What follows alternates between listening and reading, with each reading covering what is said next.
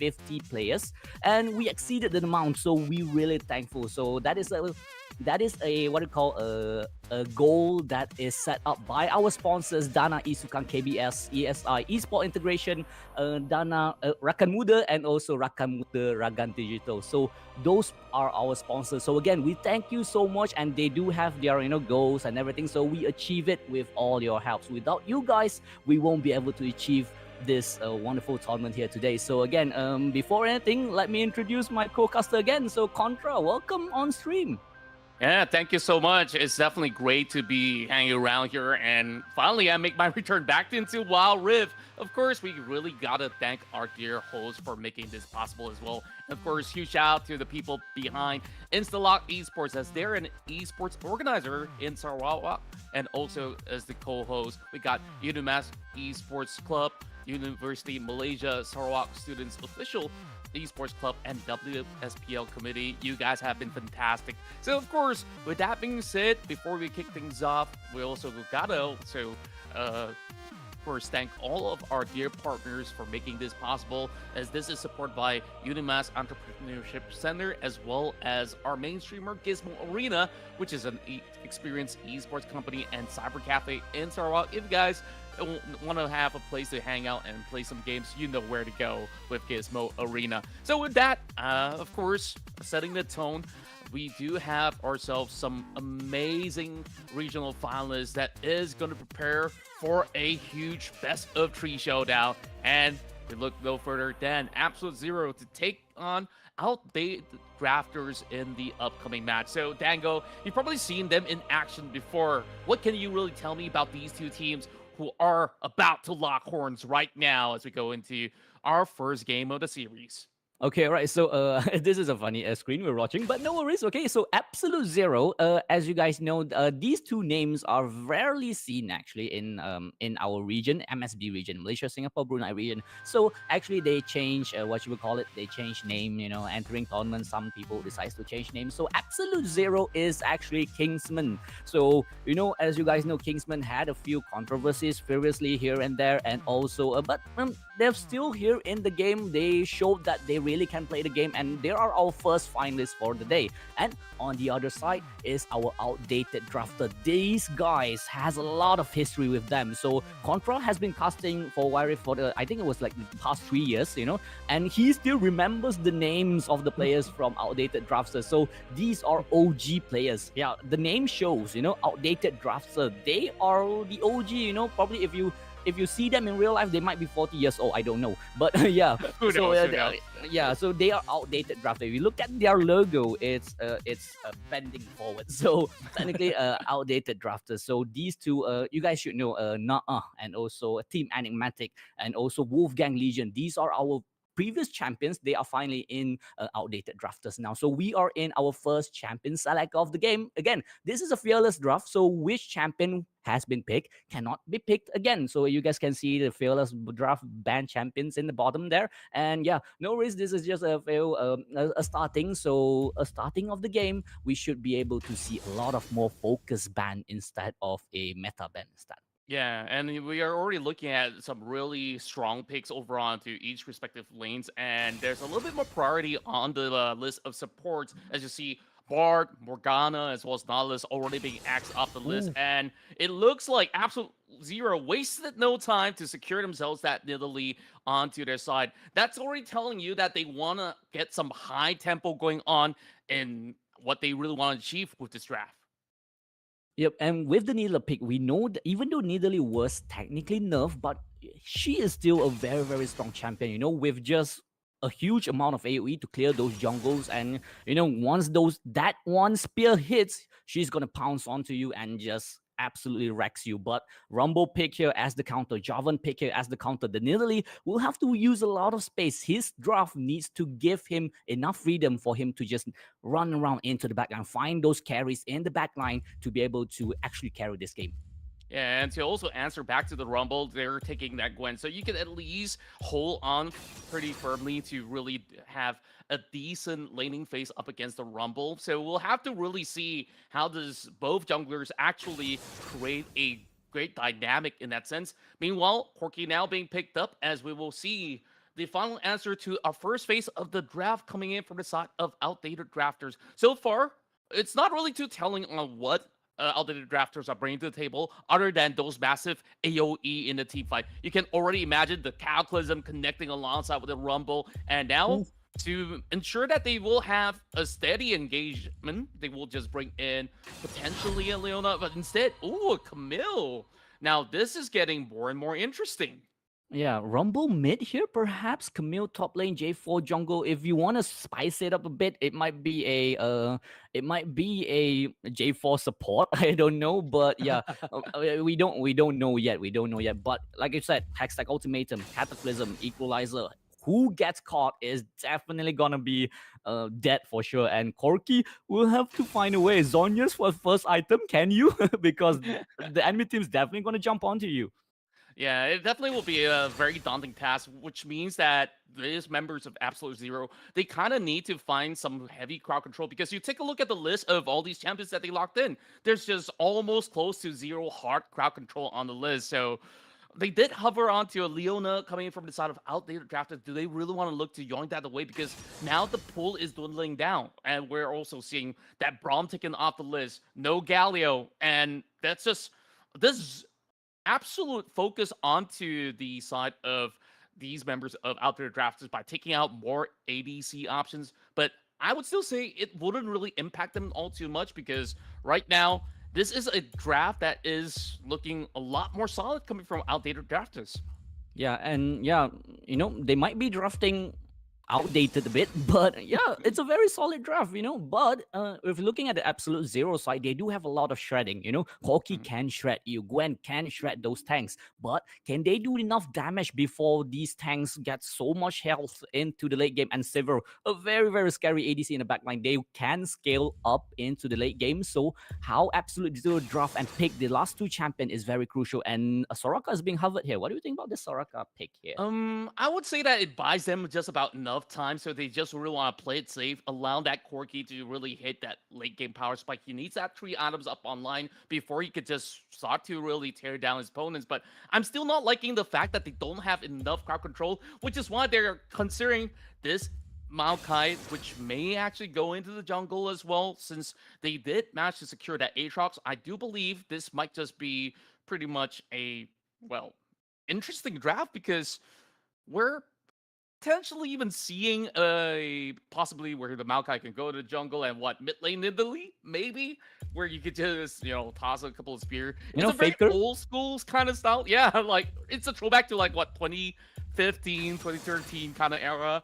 I'm not quite sure, but hey. It's gonna be the last pick on that Orianna. It really feels like these guys, they don't want to play conventional. They just want to muscle their way through each and every team fight.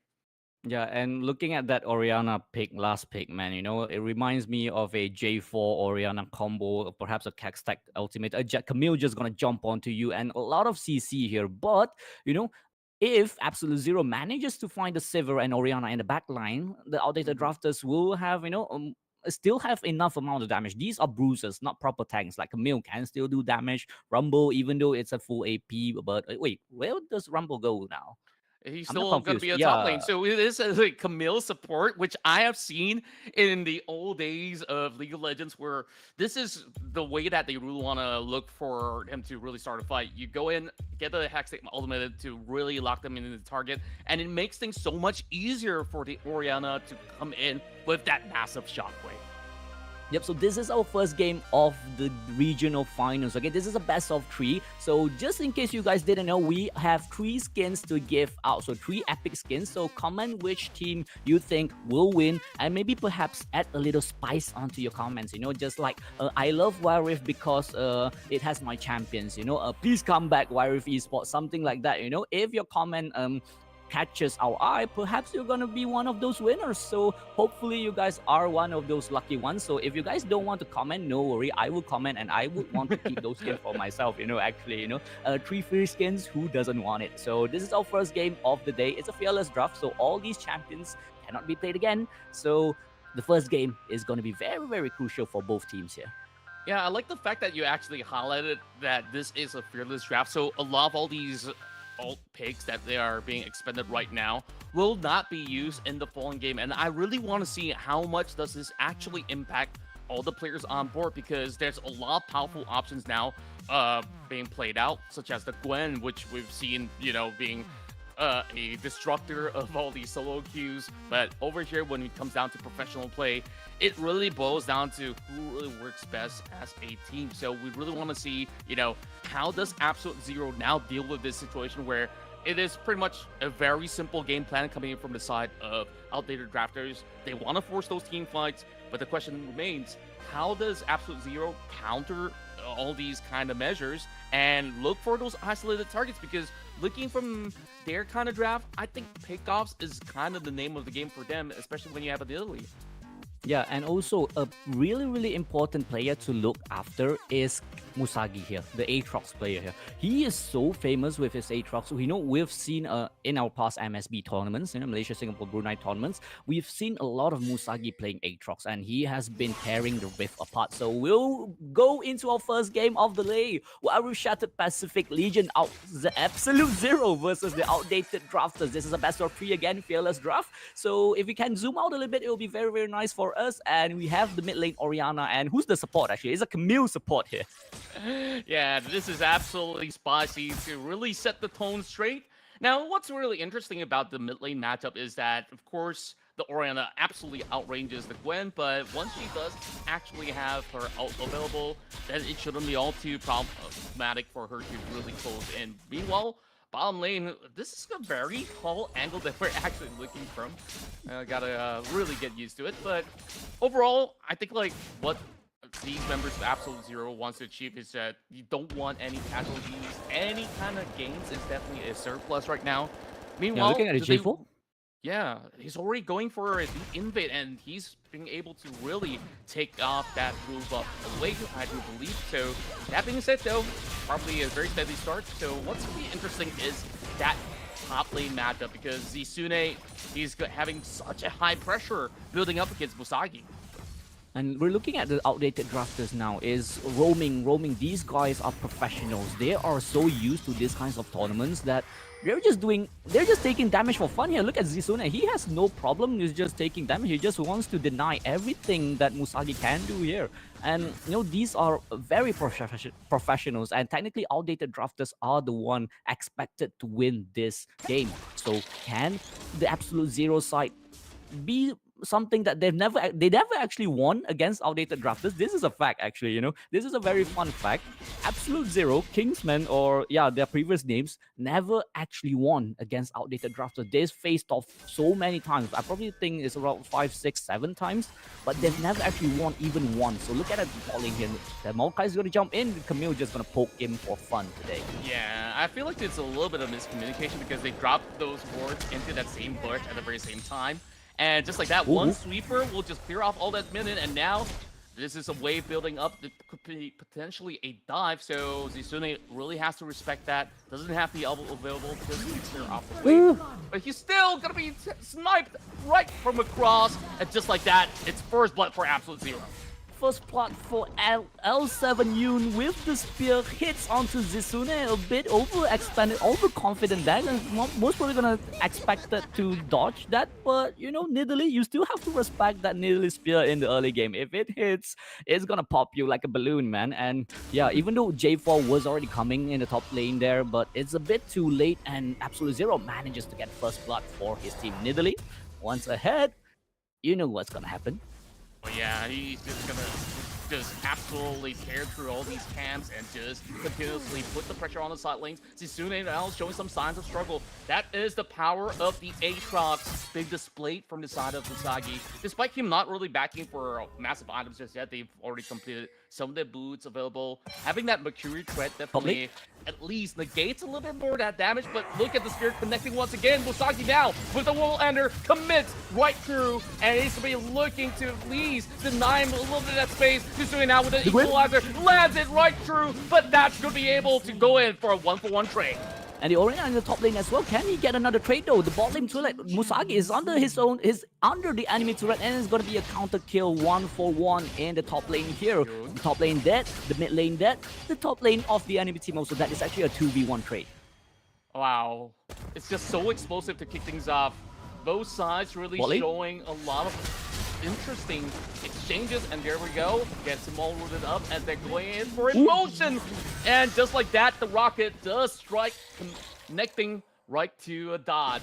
Just like that, securing emotion off. And that is the lead now back in favor of Absolute Zero.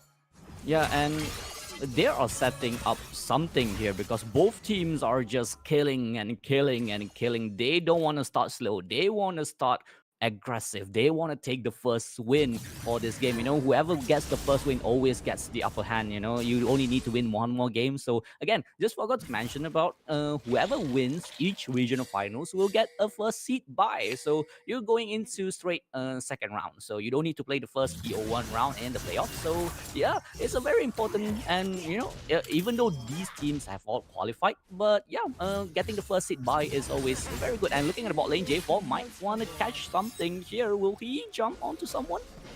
Well, probably not the right timing to do so because Dragon's going to be up in about 40 over seconds from now. So they're just setting up nicely. They do get the vision onto that Lily, so it is not going to be an easy gank after all. But Machel loves to be looking for something in return. You can see that emotion, trying to at least be drawing a little bit more of that attention. When you're playing as a Camille support, surely you don't always see a Camille as a support, but it is a major threat once she drops that element, so they will always be very respectful up against this Camille.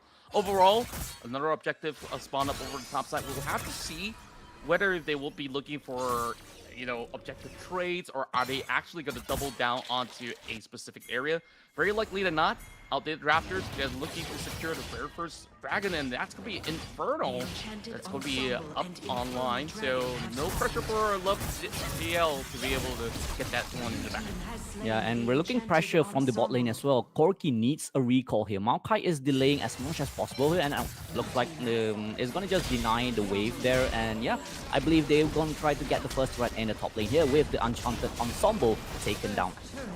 Oh, they're already setting things up over Bomb side. They did, of course, have a decent exchange, though. A turret for a turret, as they are looking to at least break down mid lane.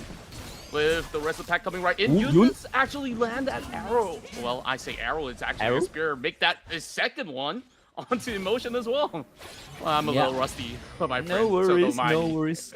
Those kind of, man, you Nidalee, man. Nidalee, if you had, looks like jumping onto the Sivir here, has to flash away, but that flash is not going to be useful because she is going to be taken down again by this Nidalee. This Nidalee is setting up the pace, 3-0 Nidalee.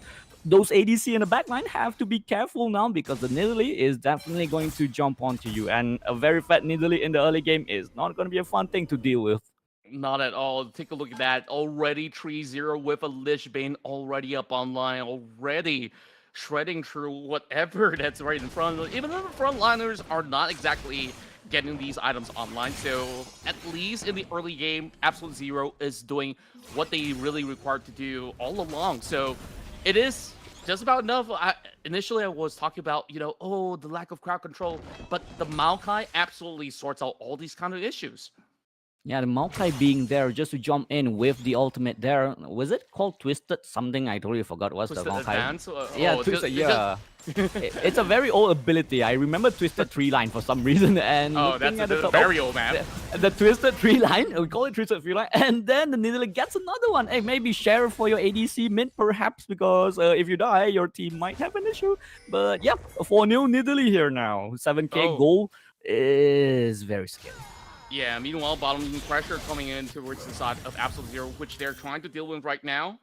They did pop the Wool Ender, but there is not enough distance coverage, but there is the rest of the Calvert coming from the back, looking for a pickup, and yes, they will get it. Cataclysm does connect, but it does not really matter all too much, because he's got nowhere to go. He flashes out, but can he get to safety? Yes, he does with the flag and drag. And also a trade kill in the mid lane. Nidalee has been taken down by a tank Camille. How did that happen? You are 5-0. The Camille is with a... Again, I don't know what that item is called again. I totally forgot. But yeah, how did that happen? We have no idea. But giving the goal to Camille, that is at least a good thing, you know? At least it's not the carry getting that shutdown goal. But it's a very trade thing, and you don't want to do these kind of mistakes. But, you know, trade kills and also in the top lane here. Contra, up to you. Love JL now moving right in, so that is pressure being negated after all. Tsune's been having a really rough time ever since, he's been pretty much the main target focus coming from the side of Absolute Zero this time. They'll be having a great dive back onto them with all the members jumping right in. The TP set right through, and they want to collapse. Cataclysm now locking 2 members intact, but it's not going to be able to matter all too much because Yun is right here for a rescue, but they will be able to strike first, taking out the Corky. Yu is already out for Liz, and make that a double for Emotion. Is this going to be a triple? Not going to be quite yet. It is going to be that shutdown secured, but it is a lost cause, and somehow there's a flank coming in away. There we go, Musagi. Looking for his target, he flashes the wall. He does connect it though. Love JL, he's barely got enough mana. He is not gonna be able to really dive deep for that job, and so call it a truce, but Absolute Zero, they did manage to relieve that pressure by the tail end of the fight. Wow. Yeah, and they got so lucky that the Saver died there. If the Saver did not die there, taking the turret aggro was not a thing that the side of Outdated Drafters expected, but they surviving that long in that fight was crazy, The Hextech ultimatum onto the Corky taken down, and Yun, just couldn't navigate enough with all these tanks in the front line, the J4, Rumble, Orianna is always going to be a mess, and looks like a team fight is going to happen again here. Ultimatum onto the Corky is. That's going to be the value pickoff that they're looking for. Just like that, Outdated Raptors, they're going all in. Back and Brack hits all in the move, and there goes another member down from the side of Absolute Zero, chasing in for the Maokai with nowhere to go, and that equalizer seals the deal. And just like that, Absolute Zero, they lost all the kind of momentum that they built for this Nidalee, and now Dragon's online, and that will be grabbed by Outdated Drafters. Yep, looks like the Outdated Drafters will have to sacrifice this Camille most probably for that Dragon. Is going to make sure that the side of Absolute Zero doesn't get the soul here. Jumps onto the Nidalee. Nidalee will be the target here. Will have to jump away. Can Yun run away though? Orianna chasing it down with the Silver Ultimate also available. But Corky, is going to be taken down the Orianna as a 1-for-1 trade here. But looks like the side of Outdated Drafters is just going to make sure that just play safe, play calm. Do not rush things out. Yeah. Love JL does actually spot Musagi. He's looking for a recommitment this time. It shouldn't be a concern for Musagi to continue on with this fight as they still have the Maokai jumping on board. Gets the twist of advance on top. Love JL does have the Steroid being pop out. It will be a very thirsty fight that we're looking at. Meanwhile, mid lane, another matchup between, but that one was absolutely won out by Outdated Drafters down in the bot lane.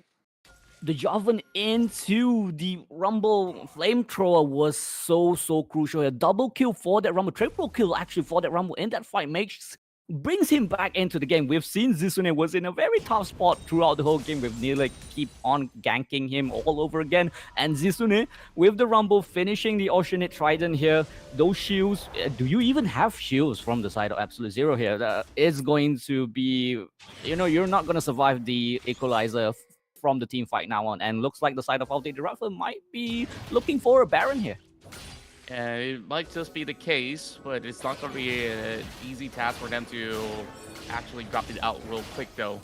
Now they do actually have some vision onto Love JL, but the question remains, do they really want to contest this? Because right at this moment, it really feels like the rest of Outdated Drafters, they do have the party, they send that exit element alongside with the Equalizer, just tickling down some health bars, but that's not going to be quite enough. Camille will be the first one to go down. Meanwhile, this is just heavy casualties from the side of Absolute Zero, where they were too late to the party, and this is just Love JL showing how it's done as they absolutely shut them all down, and it's an ace secured by Outdated Drafters. The side of Absolute Zero just couldn't find a way to get into those backline damages. Orianna killed, but Zero is still healthy and alive in this team fight. They have so much bruiser with the Camille, with the J4, with the Rumble here. The side of Absolute Zero just couldn't navigate enough, just couldn't give the Nidalee enough time. I would actually kind of question why is it not something way more crowd control-ish. Like you say, we're seeing that the crowd control is a problem now. The Maokai can do so much for a crowd control, and you couldn't crowd control anyone. So yeah, Outdated Drafters, very your draft is outdated, but you are still in the game for some reason. Well, I would say that, old school is the way to go in this kind of sense. So I would definitely say that it just takes a little while for them to scale, and once they scale, look at this Sivir right now, absolutely rocking with all these the items up online. Navori completed, Bloodthirster completed as well, and they also do have the early portal reminder just to ensure that Musagi does not really get his health bars up in those team fights is going to be absolutely crucial. So this is going to be pretty hard. You have to really dash out with the Valkyrie. And now pressure's on that bottom lane. Top side also crashing through, which is now being handled by Musagi. Yeah, and I really miss the old Corki where he could just package into the back line with everything. Oh, and yeah, trying to jump forward here is the J4. It's gonna get poked down, but with the only damage that you have is from the 13k needle. 10 kills, 4 deaths. That is a very scary needle, but your team 1-5-1-4. And looks like the side of Outdated Raptor might just jump here. Sivir Alt is still not pop here. They just want to push this turret into the base. Yeah, overall, I gotta say that Outdated Drafters, Love JL has been doing such an amazing job so far. Not even a single death in all these team fights has been absolutely outstanding, right? Where he's going mainly tank build on top of the Trinity Force, and right now it seems like they want to bait Yun into a trap, but instead it is going to be Maokai being caught off. Just like that, they have to bail out. They cannot afford to even contest this dragon right now. Now you have no CC. How are you going to jump in? Musagi can do so much with those 3 triple knockups and Hexag Ultimatum onto the Aatrox here. Aatrox is going to be locked into the backline. Cataclysm locking onto 3-person, but Maokai is still staying alive in the team fight. Jumps forward to Gwen, tries to snip into the backline, but the Sivir finally manages to get a kill. Rumble gets a kill in the backline. Double kill. Nidalee taken down. No more Absolute Zero. Absolute Zero does absolutely zero in the last team fight. Absolutely nil, and now there's nothing blocking them to go in for that parade in the Nexus. And just like that, Outdated Drafters have outdrafted Absolute Zero here in Game 1. Game 1 takes us into such a hectic first game. You know, this is how you start a tournament. You know, this is how you start an international. No, it's not an international yet. This is how you start a regional finals. You know, never start with a scaling drop. You know, let's just fight. You know, that's the idea. Let's just fight. You know, if you know what could happen, like personally for me, you know, maybe just share those kills to your Corki a bit, to your Gwen a bit. These will help these champions get those items. You know, as we go, we know Nidalee is a very good early game champion, but scaling into the late game against an Orianna, against a Sivir, you need your help from your late game scaler, and we know that this is actually a very standard draft from the side of Absolute Zero. So will we see what champion they pick next is always a question. Can they pick different champions? Can the side of Outdated Drafters draft better again in the next game? So we'll see how it goes, and props to the Outdated Drafters. The J4 man deserves the MVP. 4-0-20. That is a very clean scoreline. That's right. And on top of that, you know, Zisune, he was struggling at first, but eventually he's been able to alleviate the pressure because he was in the right place at the right time, dropping some really crucial equalizers. And on top of all the kind of help coming from Emotion, well, I absolutely remember all these names coming in from the old docs, of course, with Outdated Drafters, absolutely showing a great understanding of how they could basically have such a strong mid-game team fight potential, and they just basically played off of that. So that being said, though, of course, we'll go back to the drawing board later on. Yun did phenomenal here in Game 1, but we want to see a little bit more balance into the draft. So that being said, we'll definitely see a lot of changes because it's a fearless draft after all, but I want to see maybe a little bit more well-rounded kind of draft because you're playing a lot around Yun being able to try to really take off in the early game. But what about the mid game? What about that late game? Because I don't really see answers because Gwen needs a lot of items to be activated. You are parking her up in the mid lane, which she gets outranged by Orianna. It's not an easy matchup. So hopefully game 2, we'll see something special coming from Absolute Zero. For the meantime, we're probably going to go on a quick break. And once we come back, we'll bring you guys game 2 here in the WSPL.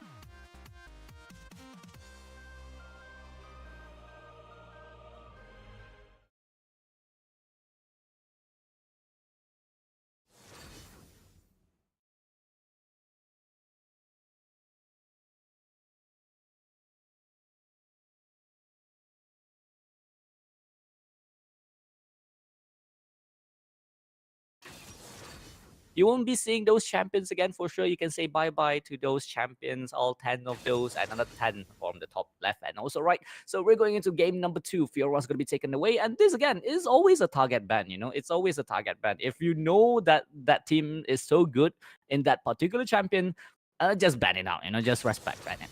Yeah, and I think like overall they've been respecting Azizune onto some of all these great fighter carries over onto the top lane, hence why you probably Mhm. won't see Fiora throughout the entire BO tree. Of course, the ball's on the court for the side of outdated grafters, and they will start on blue side this time, securing the Lucian for Dyrus to be, of course, churning some pretty massive damage if he does actually get a beautiful culling right through. So it's pretty standard. We don't really see too many of all these hefty supports coming into the first side of the draft. And to answer back, they're going to be looking to lock in an Ezreal. Very safe pick. And of course, we'll be able to scale throughout the game. So, not too telling as to what they really want to cook up, but I'm liking the Gallo pickup coming in from the side of Absolute Zero. You stole that out of my mouth, man. I was just about to say I like this pick. These two picks just look solid already. Galio and Ezreal. These two picks can never go wrong, and we just have to see how Absolute Zero do that in game, and we're finally going to get to see the new champion here, Rel, and also Ambessa. Ambessa not that particularly new, but Rel is still new. One meta that in the PC, sorry, it's not in the PC, in my ranked games that I have been so annoyed with right now is a Rel and also a Fiddlestick. The Rel's gonna jump in, lock you up with that Magnet Storm, and the Fiddlestick just jumps onto you, man. That has been my nightmare in my ranked games, man.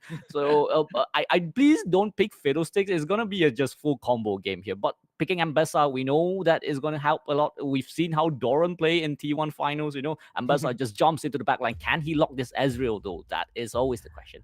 Yeah, it's gonna be pretty tough to really reach the Ezreal. So priority would be either if you could find a jungler or you could just try to assassinate one of the front lines first and foremost. And it could be the key to glory for outdated drafters. So far, they've gotten good enough of an engagement tool for the side of outdated drafters. What they really need now is something that could match up to Galio without getting bullied by this Galio overall. So we'll see a lot of heavy bans onto the mid laner from the side of Absolute Zero. So first and foremost, Syndra already gone, and instead they want to take out that Olaf off the list as well. So it is going to be pretty tough into navigating what else is going to be left to play over on to the second half of the draft, where we're looking at Jax potentially being parked over onto the jungle. It could also be onto the top lane as well, but I think ideally you kind of want to send him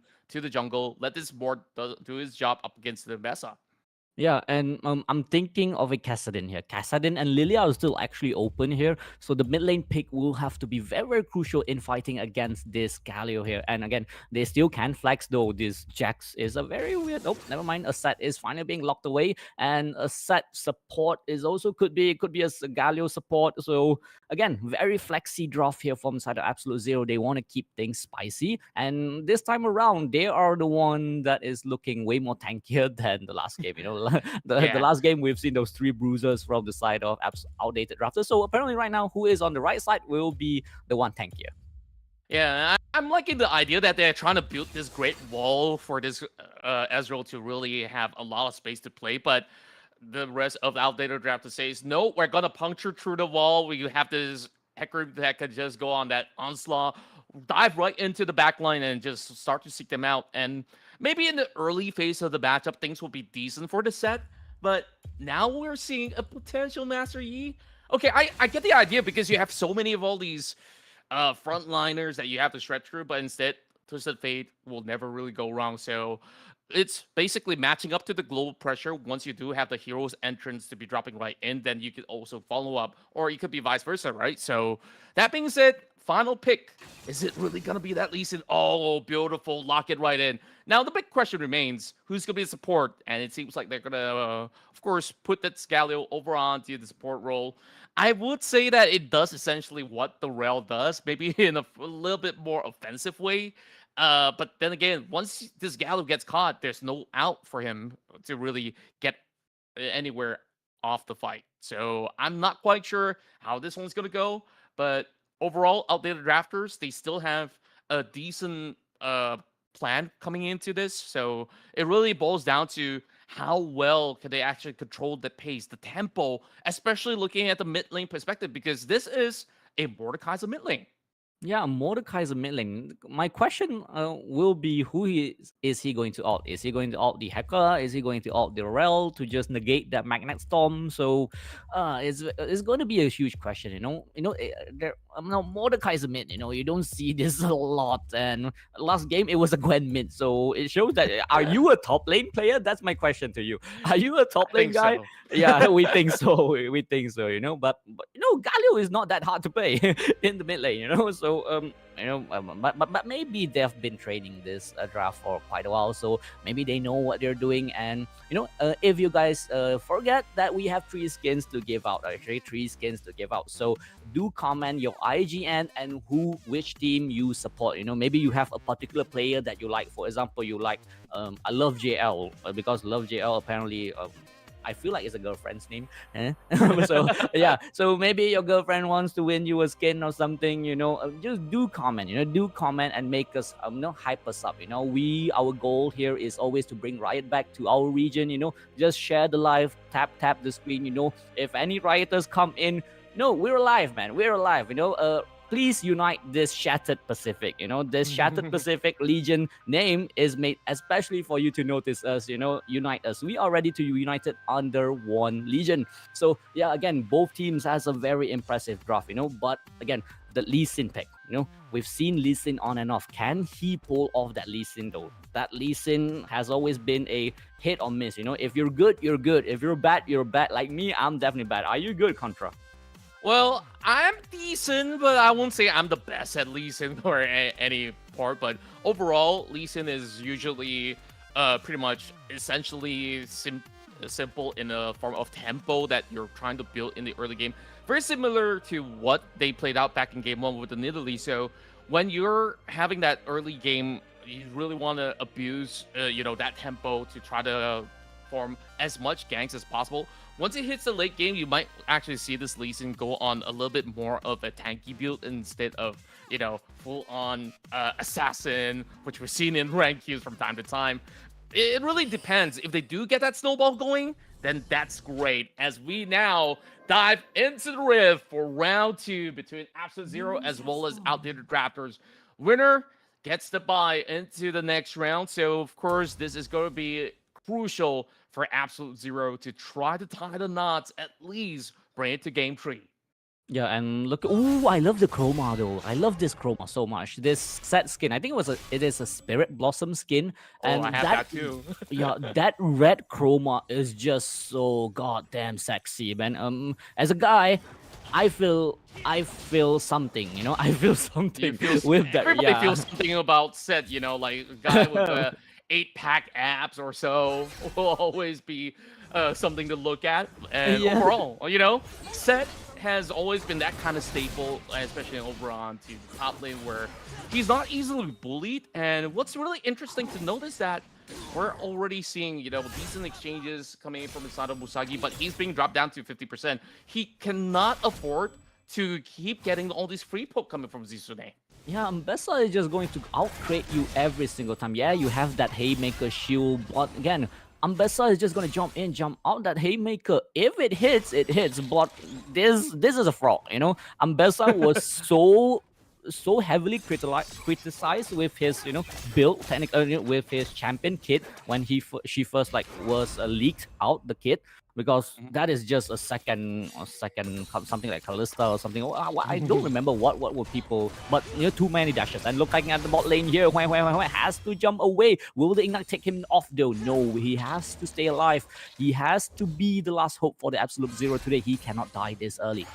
Yeah, he still has a barrier up, so it won't be too difficult for him to really handle the situation, especially when he does have his turret ability online for him to just shit away. But well, we're already looking at a double down onto top lane.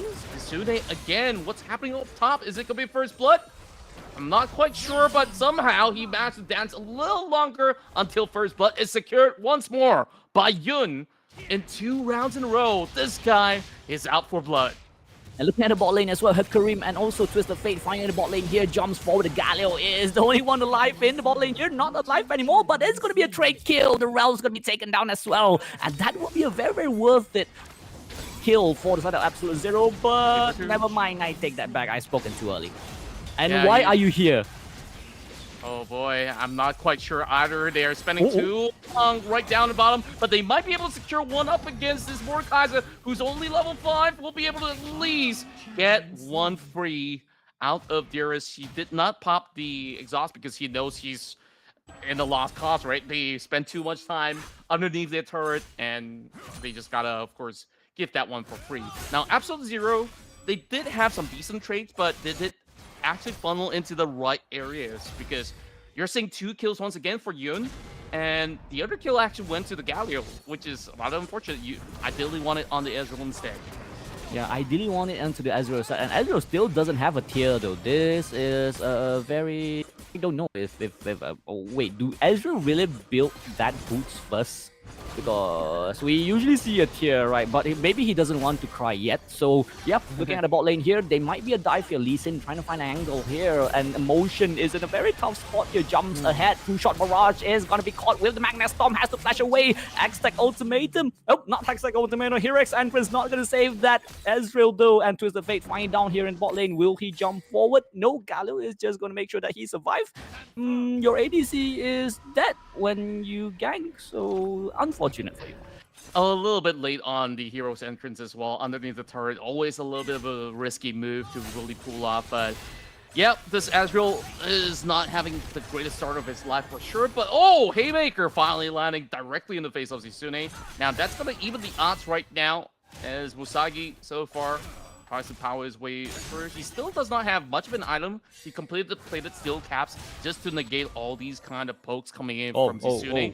But another one down right bottom, as we're looking at the Magnet Storm angle, but not quite really finding the mark just yet. And here comes William. Here comes William and stuns onto the Galio here. The Galio is going to be a target here. Hecarim jumps forward, and the Mordekaiser drag is just enough to make sure that they stays alive for another day. 4 versus 3, but no kills has been given. And Ezreal a bit too forward here. Why are you so aggressive? Because Lee Sin is here trying to get the insect, but the fear is just enough to make sure that the insect did not go off. Actually did go off, but the fear was just enough. The ultimate from the Hecarim was just enough to deny the insect, and that will be a trade kill. Emotions finally be taken. It's not a trade kills, actually. It is just 1 kill for nothing. Has to flash away, dearest. Yeah, Yun tries to really bite back, but a great response coming from Love JL, just understanding the mechanism to just absolutely cancel out that Dragon's Rage right now. Turret under pressure, having to secure at least another plate will be really hefty for the side of Absolute Zero. But they went in for a lot of all these back and forth, not really yielding anything in return. It's going to be a decent exchange at the very least. But 30 seconds from now, that's where the big fight will happen, because the Drake's coming up, or we might even see them maybe going for a truce, settling with the ensemble.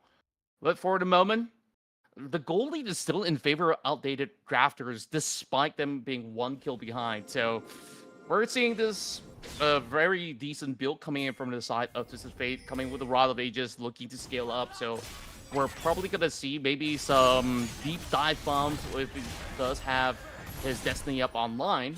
But for the moment, it is just a little bit of a dance of a parade around the Dragon's Head, and it is going to be a swirly call coming out through. Emotions now caught in between. Now this is going to be a tough fight. 2-shot barrage going to hit onto 3-4 members, but Hecarim finds the backline is going to feel everyone. Hero's Entrance just enough to keep everyone alive. 4 versus 4, but the damage from the side of Absolute Heroes is just so much, and they have been chucked down until so much of HP. The Destiny from Twisted Fate is going to make sure that the side of Absolute Zero has to be careful. The yellow card is still available. Who he catches will get bursted down. The calling is going to be called here. Galio is going to turn onto 3. Hecarim is just half HP left, quarter HP. Will he be taken down? It's in the Mordekaiser. Brazil land, and Brazil takes him down, but it's going to be a trade kill. Ezreal's going to be taken down by the Twisted Fate as well. Set with the ultimate. Can he do anything? No, it's a 4-member Haymaker. Doesn't catch the emotion. Actually, the emotions is playing against us. Now emotions going to be taken down with the ignite, and everyone is just jumping here and there and everywhere, and this is such a huge fight, and the dragon is still alive. My goodness, somehow you still survive out of all of that. It's just incredible seeing these two teams going on an absolute brawl where you see a couple of members have been taken down, but the fight just went on and on and on. And yet, the Dragon still remains intact. But it is the second coming for the side of Absolute Zero this time. Fully charged up. They don't have a couple of ults available, so it might just be a steal angle because Love JL, he does have his onslaught up online, but he is a little too late to really go dive bombing into the pit, so they just allow them to have that one for free. And that also allows Absolute Zero to also lock their eyes onto the ensemble as well. Oh, jumps forward, is going to try to lock onto the Magna Storm, locks onto 2, has to just walk away. That is just a bit too overactive, so we don't have enough damage yet. I just realized one thing. We have 2 horses on the enemy team. Yeah, and we really see who gallops better over onto the Rift.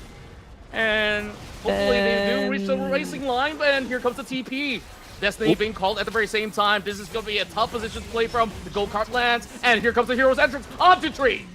Onto 3 real entrance, but nobody's going to be taken down. Mordekaiser is in his own realm, finally getting out of his own realm. This Destiny Twisted Fate is going to make sure that he doesn't stay alive. His destiny is sealed. His destiny is dead. But Ambassa is going to be the one traded kill in top lane as well. Set always going to be taken down. With no Haymaker, you are not going to be able to do anything. Then again, the trade kills, overkills. This game is just all over the place. But Lee Sin got the Enchanted Ensemble there.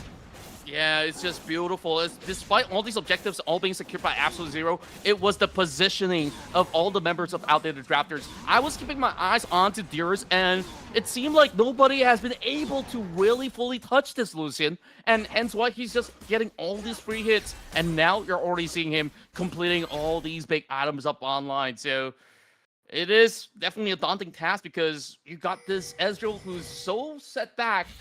0-4 at the moment, only completed a Mana Zane. That isn't essentially an item where you really dish out plenty of damage just yet, so they really have to stall this for the late game. But when you get to that late game, you're going to look at a scaling for the side of Lee Sin to start to wither down in that sense. So definitely a very, very difficult stance for the rest of Absolute Zero to take. But I would say their team fights, they've been looking decent. Oh, speaking of the devil, it is just a solo kill from the ADC. Dearest now 5-1. Bot lane hero set is almost taken down as well, but Hecarim is going to find angle. It's not just Hecarim, the 2 horses gallop onto the set here. Magna Storm, Heroic Anchor is going to try to save the set here. Bot is going to be taken down as well. Taunt onto 2 on the back line, but there is no damage dealer from the side of Absolute Zero. Can they do anything though? Can the damage from Lee Sin be enough? But I don't think this Mordekaiser want to be in this position once he come out from his realm, and he cannot take down enemy. Lee Sin jumps forward, 2-shot barrage hits onto the back line. Galio is going to be taken down. Hecarim fighting in the back line. Yoon finally taking down the horse, galloping away, but I think the turret... chase back just a little bit more. What? And he still survives! He bought enough time for the rest of the team to be able to just slaughter down the rest of Absolute Zero, leaving only Musagi. But what can he do right now? Mid lane is gonna crumble in an instant, but can he buy just about enough space, enough time? He yoinks him all the way to the back. But can he actually settle the score up against his student? Haymaker! Not quite enough! Public execution to try to turn the tides around, but now he has to flash away. Destiny the gold card, and it does actually get this Twisted Fate into a godlike state. This Twisted Fate is 7-0. 1 yellow card means you're stunned. 1 more yellow card means you're dead. That is how much damage the Twisted Fate can do. Now the Galio is going to be the next target with the Gargo trying to Heroic Entrance away, but nope. Set the Magnetic Storm by the emotion here. You know, this, we're playing with emotions here. You know, it jumps in, jumps out. My emotion, my eye just couldn't see anything sometime in the fights. You know, it's just like one horse jumps in, Heroic Entrance there, and then why is the Mordekaiser in the backline? Oh, he's in the Brazil land, and yeah, everything was just fights and fights and fights. It's so chaotic. It definitely is. It really was chaotic, but Zisune, he was just tap dancing, tangoing in the middle of the fight. You saw he was just so low, and he still committed, doubled down with the public execution to try to trade with Musagi. And even when Absolute Zero sends a few more members, he's still alive in that last fight. And you see, he's trying to go in for the bait and switch again because the rest of the horses, they're coming with a big flank. And is it going to be Emotion? He lands the Mountain Storm. Magnet Storms on to 2, and those 2 members are probably going to be taken down in the next few seconds. Gargo just going to make sure that they stay alive for another second, but never mind. Galio's taken down, Mordekaiser's taken down, 3 more members alive, but can 3 members do anything here in the back line? The yellow card means you're gone again, and in the top lane, you don't even need the horse here, and Ezreal's last man surviving, and the 0-6 Ezreal is a 0-7 now, and with no items at all, I think this would be our first regional final champion for the MSB region. Outdated Drafter takes us to game number no more because this is a best of 3 only, and that will be our game for the MSB region. The PH region is up next, so it's gonna be very, very spicy. A beautiful display coming from Outdated Drafters, and it is just absolute finesse where they managed to really get everything under the belt, maybe other than the first 2 objectives, of course, but overall, it was just impeccable on what William has been able to accomplish alongside with Darius. And then you have Zisune.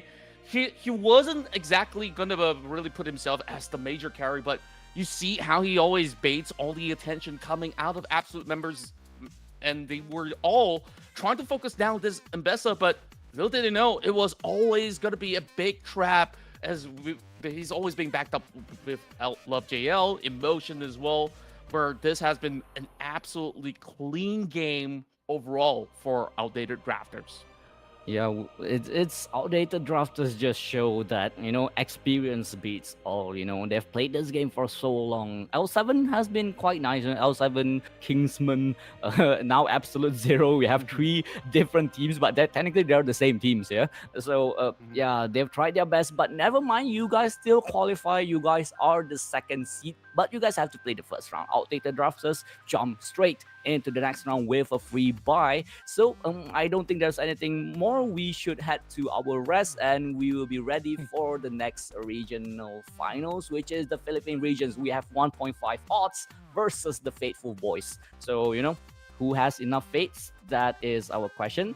And 1.5 odds, your odds is actually quite high if it's 1.5. It's actually 150%. So with that amount of odds, who knows, you're gonna take down the impressive Faithful boys. So yeah, we're gonna see you in our next game. So we'll head back to the break first, and yeah, hopefully you guys still stay tuned.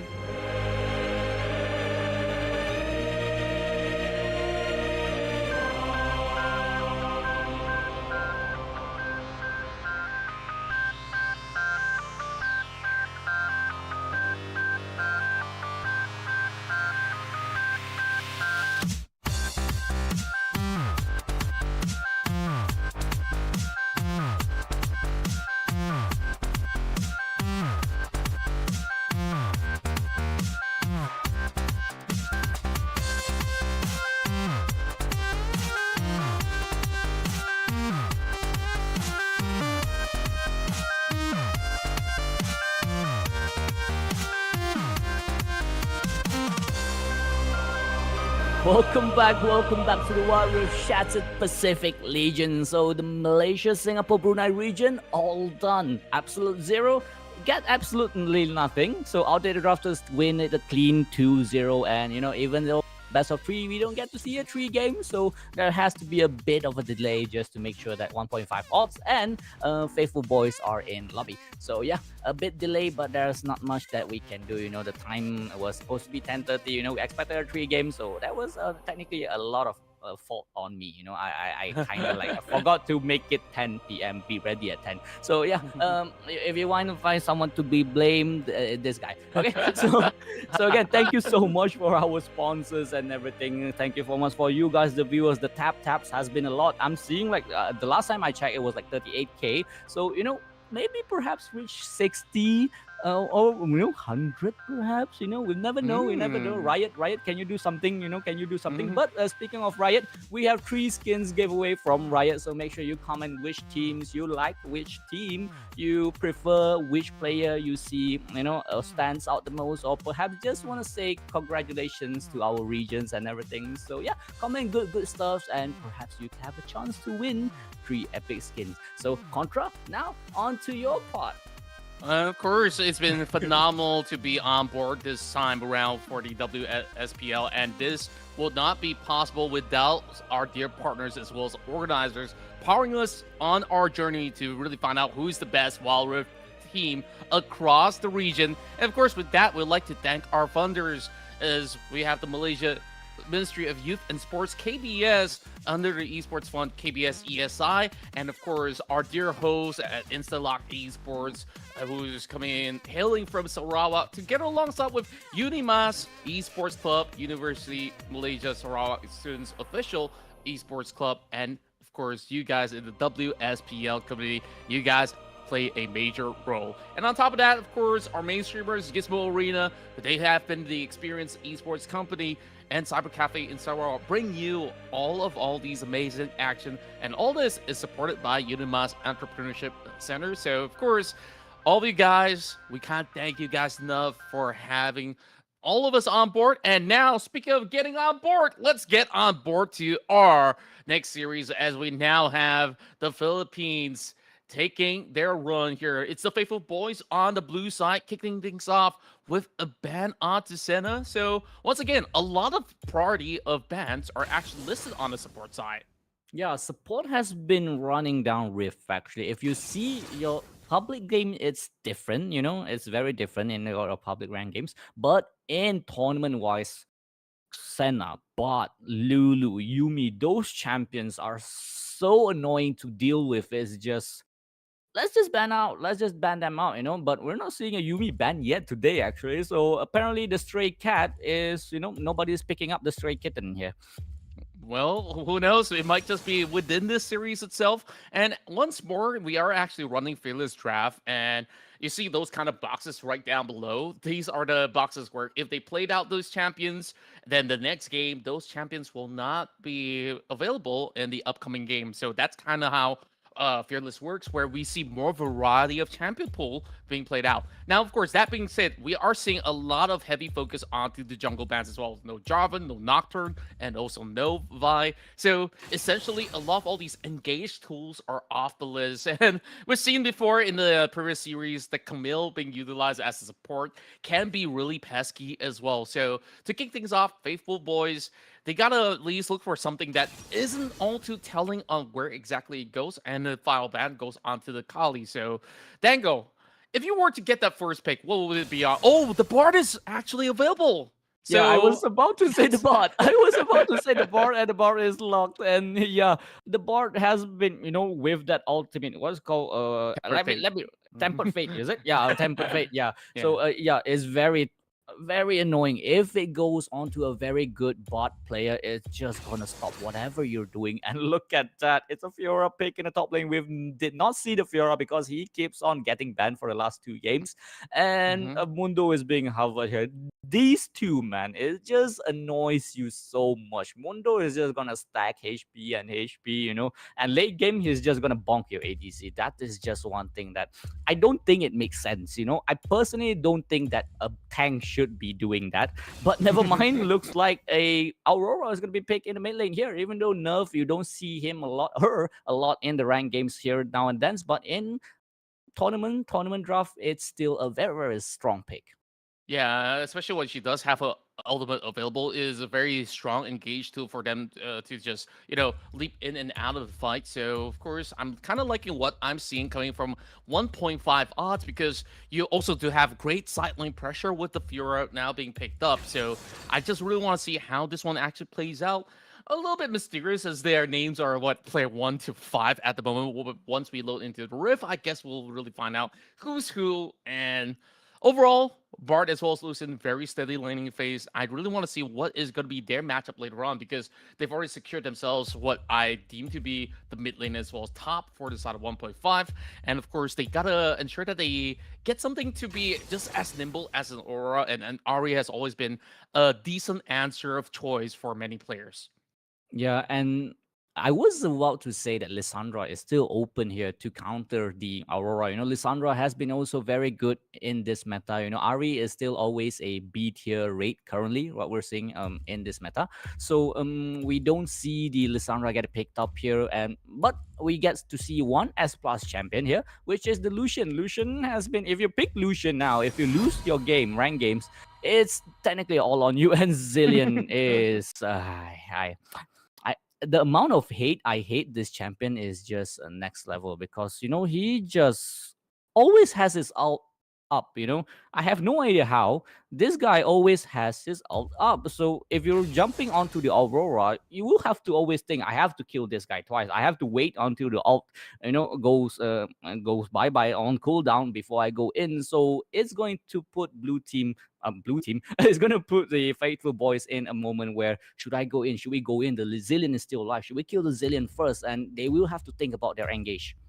Yeah, true enough. And of course, that chrono shift is going to matter a whole lot. And sometimes you just want to wait until that chrono shift expires where you just change target in the middle of a fight. And sometimes it's really hard to do. A very good Zillion player will always drop it in the very final moments. When you want to really secure it, he's just gotta say, nope, you're not absolutely getting that. So a lot of all this list of champions that could potentially go into jungle just gets absolutely eliminated. We have Jax as well as the Nunu now taken off the list. I think there's still a plethora of options available. I think like there's still, some of Shyvana. these picks like Shyvana, Lilia, perhaps could also be played out. But then again, you have very nimble targets coming from Faithfulboiz, so you ideally want another gap closer to really lock on the target. And looks like Rammus is also off the list, which we don't always get to see. Perhaps this is going to tell you that, hey, we're going to cook something that is going to be pretty hard for them to really deal with. So I want to see how this one plays out. Okay, we got the Ezreal to also answer to the Lucian. Last game, though, of course it's different teams, but it didn't really play out all too well in that matchup. I definitely prefer the Corki over the Ezreal in that sense. I'm telling you, if the Yi actually gets picked up here, because as you guys know, if a Ramos is being banned, a Yi is most likely going to be picked up here. They haven't picked a jungler here. The Yi would have enough ability and space to just go onto the Corki. That's the huge issue. The Zillion is going to be stopping those kind of engages, but never mind. The Xin is a way better pick if they're picking the Xin. But come on, make it fun. The first game, just pick a Yi. Come on, yeah, just pick a Yi for me, man. Just pick a Yi. We don't want to see these kind of prior picks. Xin Zhao, the most picked champion in LoL PC in Worlds 2025. We don't want to see those. We want to see those champions that never get picked. Give I some want love to see to those. You I want to see those. Because you think about it, like, you can't just rely on the Bard. And always says, you know what? You banned Rammus, now you pay the consequences. So you did actually highlight this 1.5 say, we heard you, buddy Dango. We're going to bring it online. Nah, they're just trolling us for the moment. Amumu looks a lot better here because, first of all, you need somebody to really land those heavy crowd control, which is what's lacking from the side of 1.5 odds. So Amumu kind of is the be-all, end-all kind of answer to that. But on top of it, I'm just trying to navigate through onto this very interesting laning phase, right? Because top side, it's all about skill matchup. Who's going to be the better trader here? Is it the Riven or the Fiora? I definitely do think that a very skilled Riven player can look for the timings well. But if he does misland his stun and he gets repulsed by that Fiora, ooh, he's going to pay a whole lot of troubles for that. So and that not just the stun, though. It's a knock-up as well. Yeah. It absolutely cancels things out. So side laning, absolutely crucial. So our eyes are definitely on the jungler and the mid lane to really set the tone for the entire battle. So Dango, I don't know where do I place my chips, but man, 1.5 odds, they're definitely having a very interesting comp. So talk to me, like Amumu being the crowd control machine. Are we expecting him to just go full on tank, or do you still think that is a possibility that you can make a AT Amumu work in this matter? The fact that the side of Faithfulboiz doesn't have like a proper tank, there's no need for you to the Amumu just go tank. Maybe just go for a some burn damage early game, with Bami Cinders, and just go or something Liandris, and just make sure that you just do enough in the front line. Xin Zhao actually deal punch a lot. If you go full tank, also you might disturb him here and there. But having an extra damage is always going to be helpful fighting against this not so tanky draft. And having the Aurora, if the Amumu get the ultimate off onto few people, the Aurora is definitely gonna just jump in and burst the backline.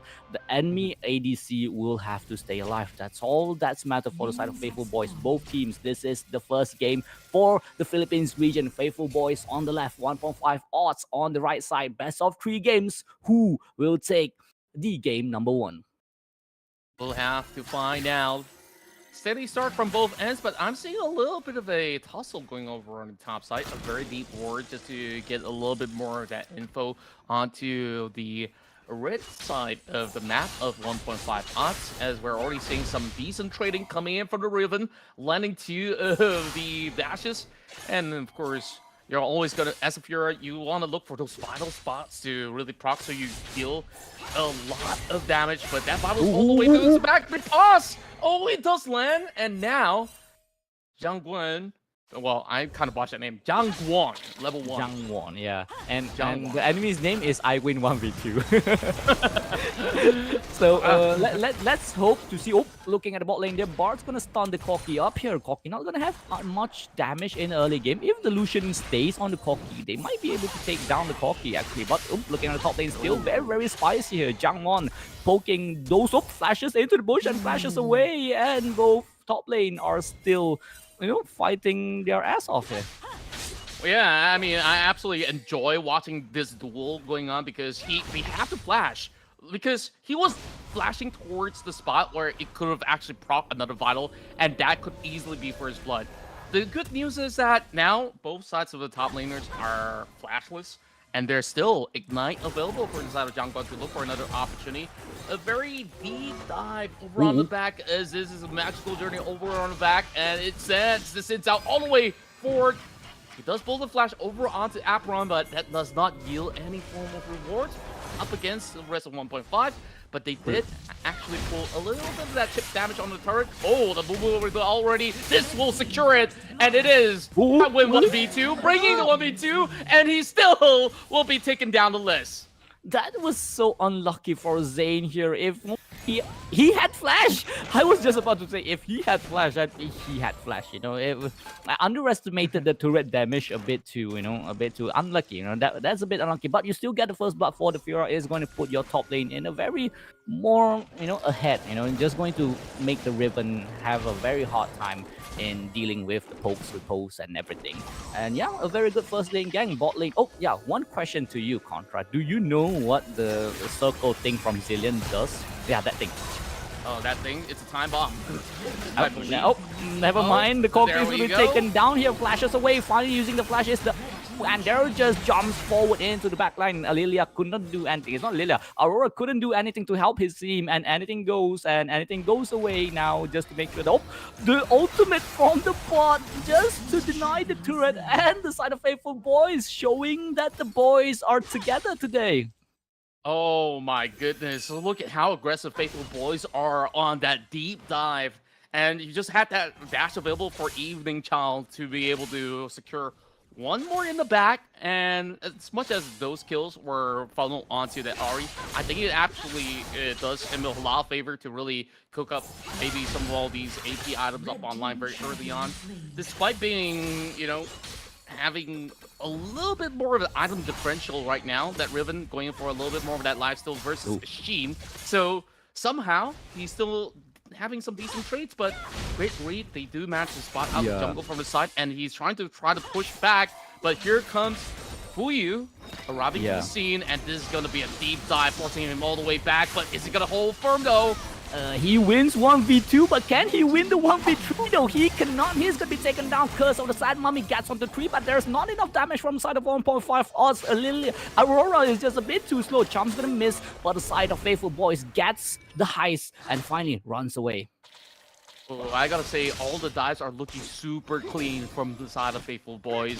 They just have this heavy setup, and this kind of rotations were being set all too perfectly, coming in from both pits as well as Fuyu being the playmaker throughout the early span of the match. It's only 4 minutes and a half, and we're already seeing 4 takedowns, or should I say, a total of 8 takedowns across the board. Tempered Fate utilized, but is it gonna be good follow-up? Nah, not too much time for them to really form a response.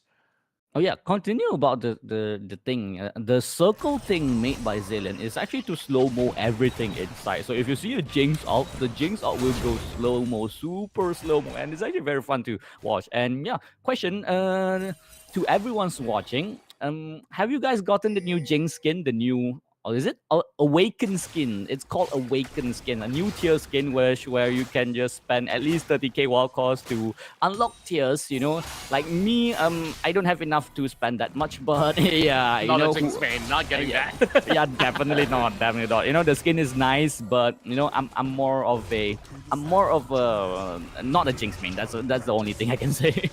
I swear I used to spend so much on Wild Rift because the skins actually look. Sometimes it looks better than the ones on, of course, the PC variation. I know like, if the writers are actually listening, then they might actually hate me for that. But hey, I would say you guys are doing a really great job at the back end to really cook up some really beautiful stuff for all of us to enjoy. Anyways, back in the matchup, I like the fact that they actually brought a very early Executioners up against this Riven, because those who do not face Riven all too much might not notice that she actually does have very strong lifesteal, especially now with the clips being taken on the side of the Riven for this early exchange.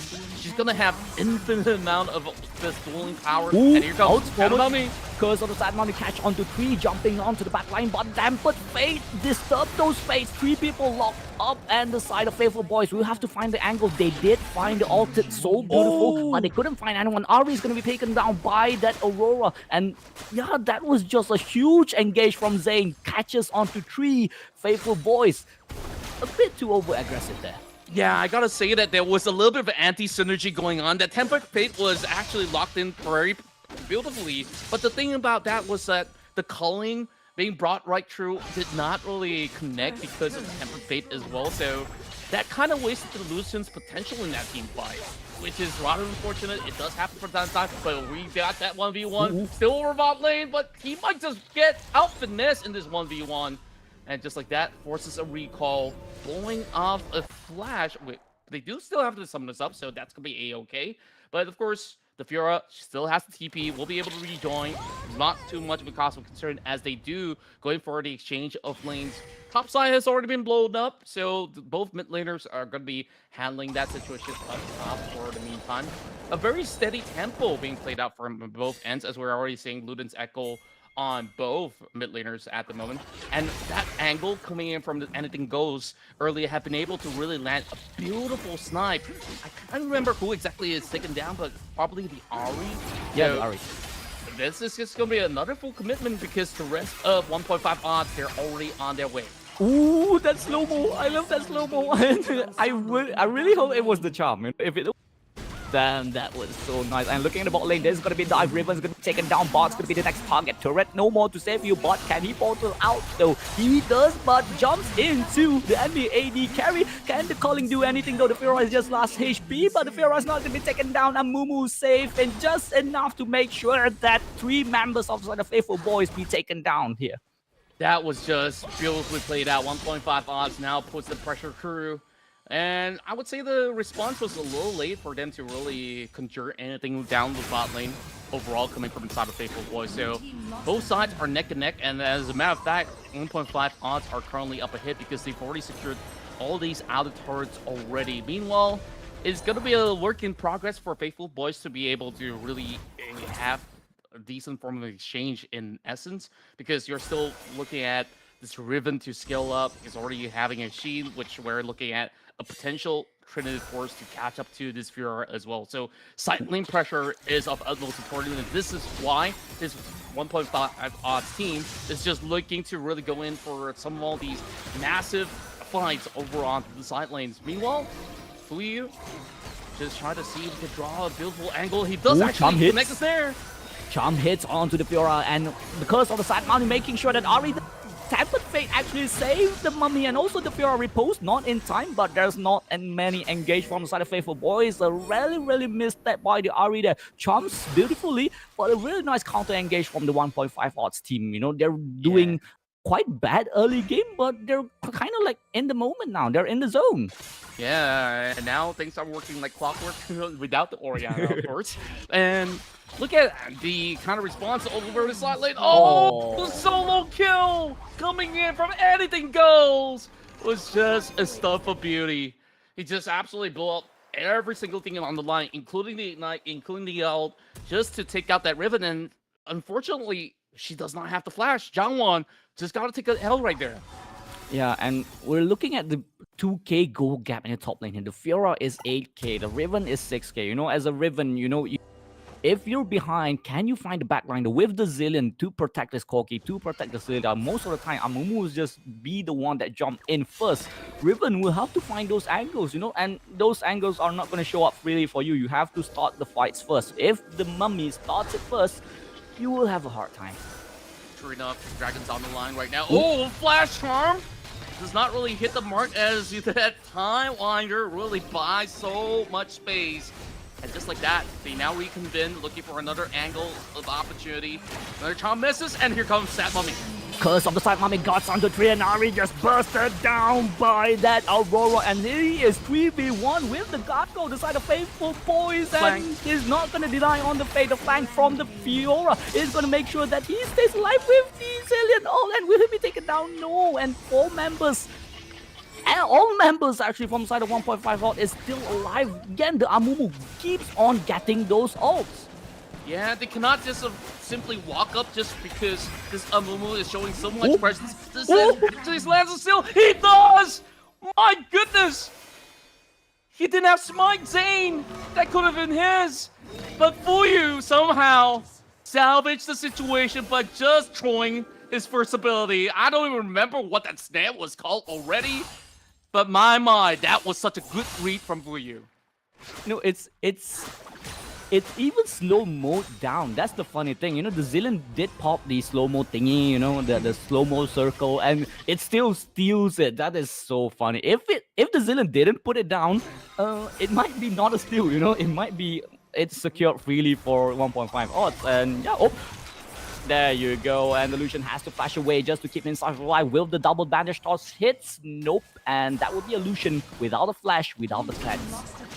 Yep, another objective up online. That's going to be a call for potential Baron right now. Gotta wait for them to, once again, clump up, though. 1.5 odds have been winning those kind of fights just because of all these massive AoEs that they have to deal with.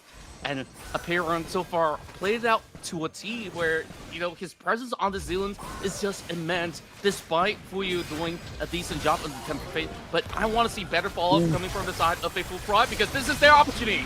Charm's gonna hit onto the Zillion, and the Zillion is no more in a fight. Fate of the Mummy is gonna be used, but the Baron is gonna be secured as well. The side of Faithful, they have to run away. Flashes forward, Bandash is going to be tossed portals away. The bot is in a no man's land, and he is gonna be the sacrificial lamb for his team to just run away, and that is a very respectable sacrifice. But Baron has been secured by the side of 1.5 odds. Now they have to defend this. Yeah, that was a decent call for a contest, but I would say it would be better off for Faithfulboiz to try to balance out the rest of the waves that have been pressuring from the sides as well. So, yeah, the teamfight angle so far not looking the cleanest because we're expecting Faithfulboiz with this comp to really go for pickoffs. And you see, OnUps have been trying his best to try to land those kind of charm, but there's always going to be this Amumu. Zane's been absolutely a monster in the field right now. And take a look at the Fiora. 7-1-2. this is going to be really, really hard to stop, especially when this Riven is put so far behind. Meanwhile, mid lane, Ooh, Banish Toss hits the Xin Zhao, has to use the ult to just disengage, but Curse of the Side Mummy actually is still on cooldown. If they keep this fight on, the ulti is going to be available for that move, but with no more ulti from the Faithfulboiz here, it will be a very huge trouble. Ulti is going to be in 2 seconds. I believe this Mummy will just find an angle to just jump in and just call for the Avengers to just jump in with him. yeah, I like how you put it as the Avengers in that sense. Meanwhile, a free turret up mid side, and the pressure is on each respective lanes. They have a little bit of mid lane though, but of course, a deep ward planted in the mid over onto the lane ensures that they always get the visions done, and 1.5 odds. They might actually get a deep angle here. They don't really know where he's at, and there we go, a call for fight. Call for fire. Charm's gonna hit on to the move. Ultimate from the Zillion, just trying to make sure that he doesn't. Can it be popped though? Can the Zillion make sure that the Amu stays alive? No, the Amu is gonna be taken down. Curse of the Side Mummy is gonna be very, very useless here. But L1 Jang Top side though.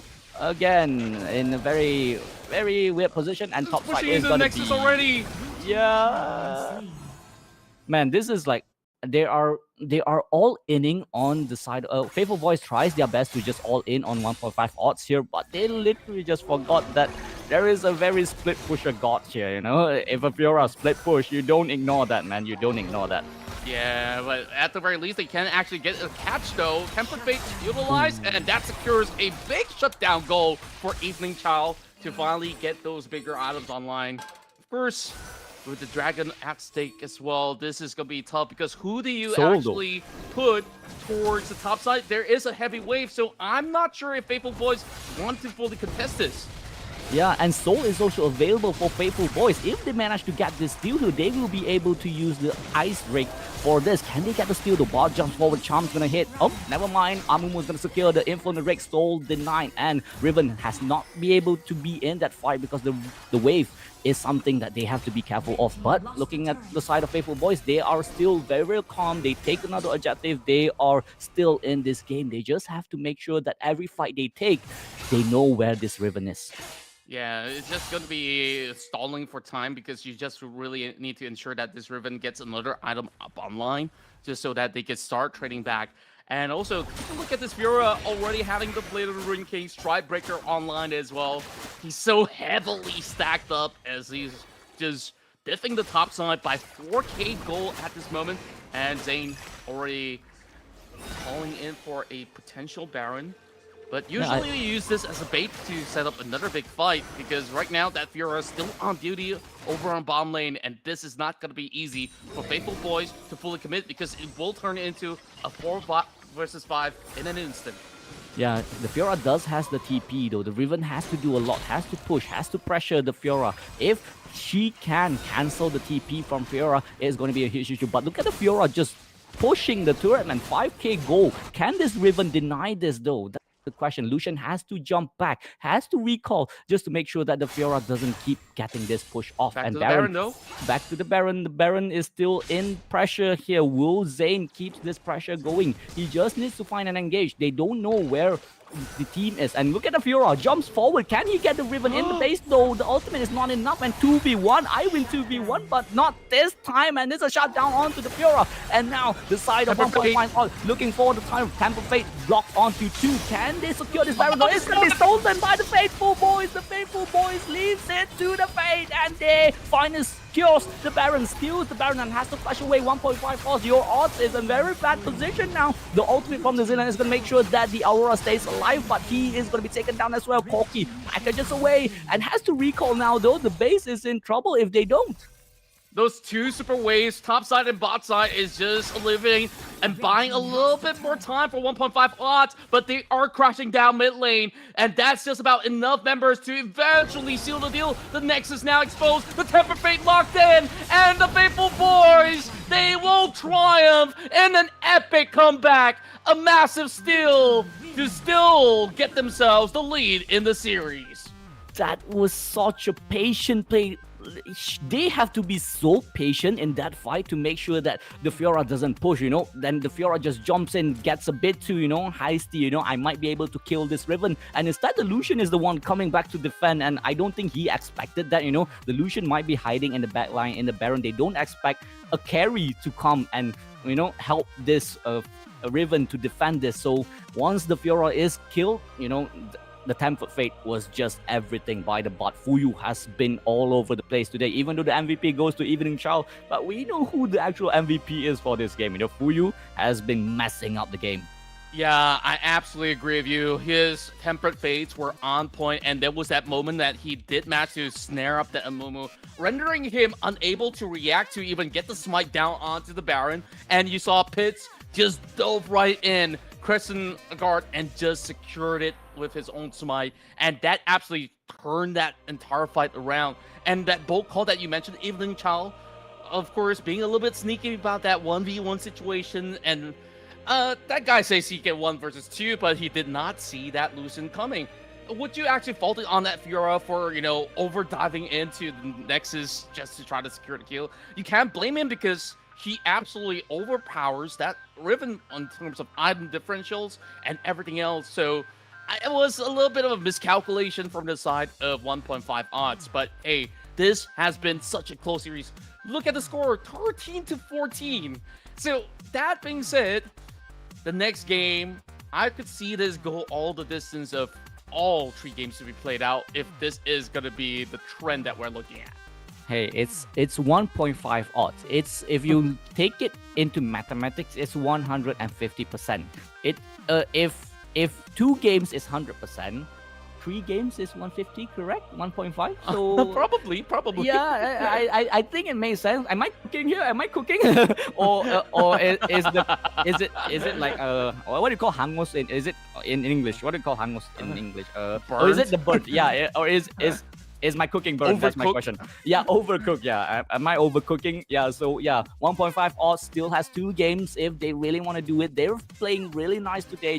Maybe just a small mistake, is crumbling under the pressure. That's all, And yeah, Faithfulboiz has, who can blame them? Even Chovy does. So yeah, so we won't be taking your time a lot. So both teams will be getting ready for the next game. So we will be see you guys in the next game as well. So yeah, we're going on for break.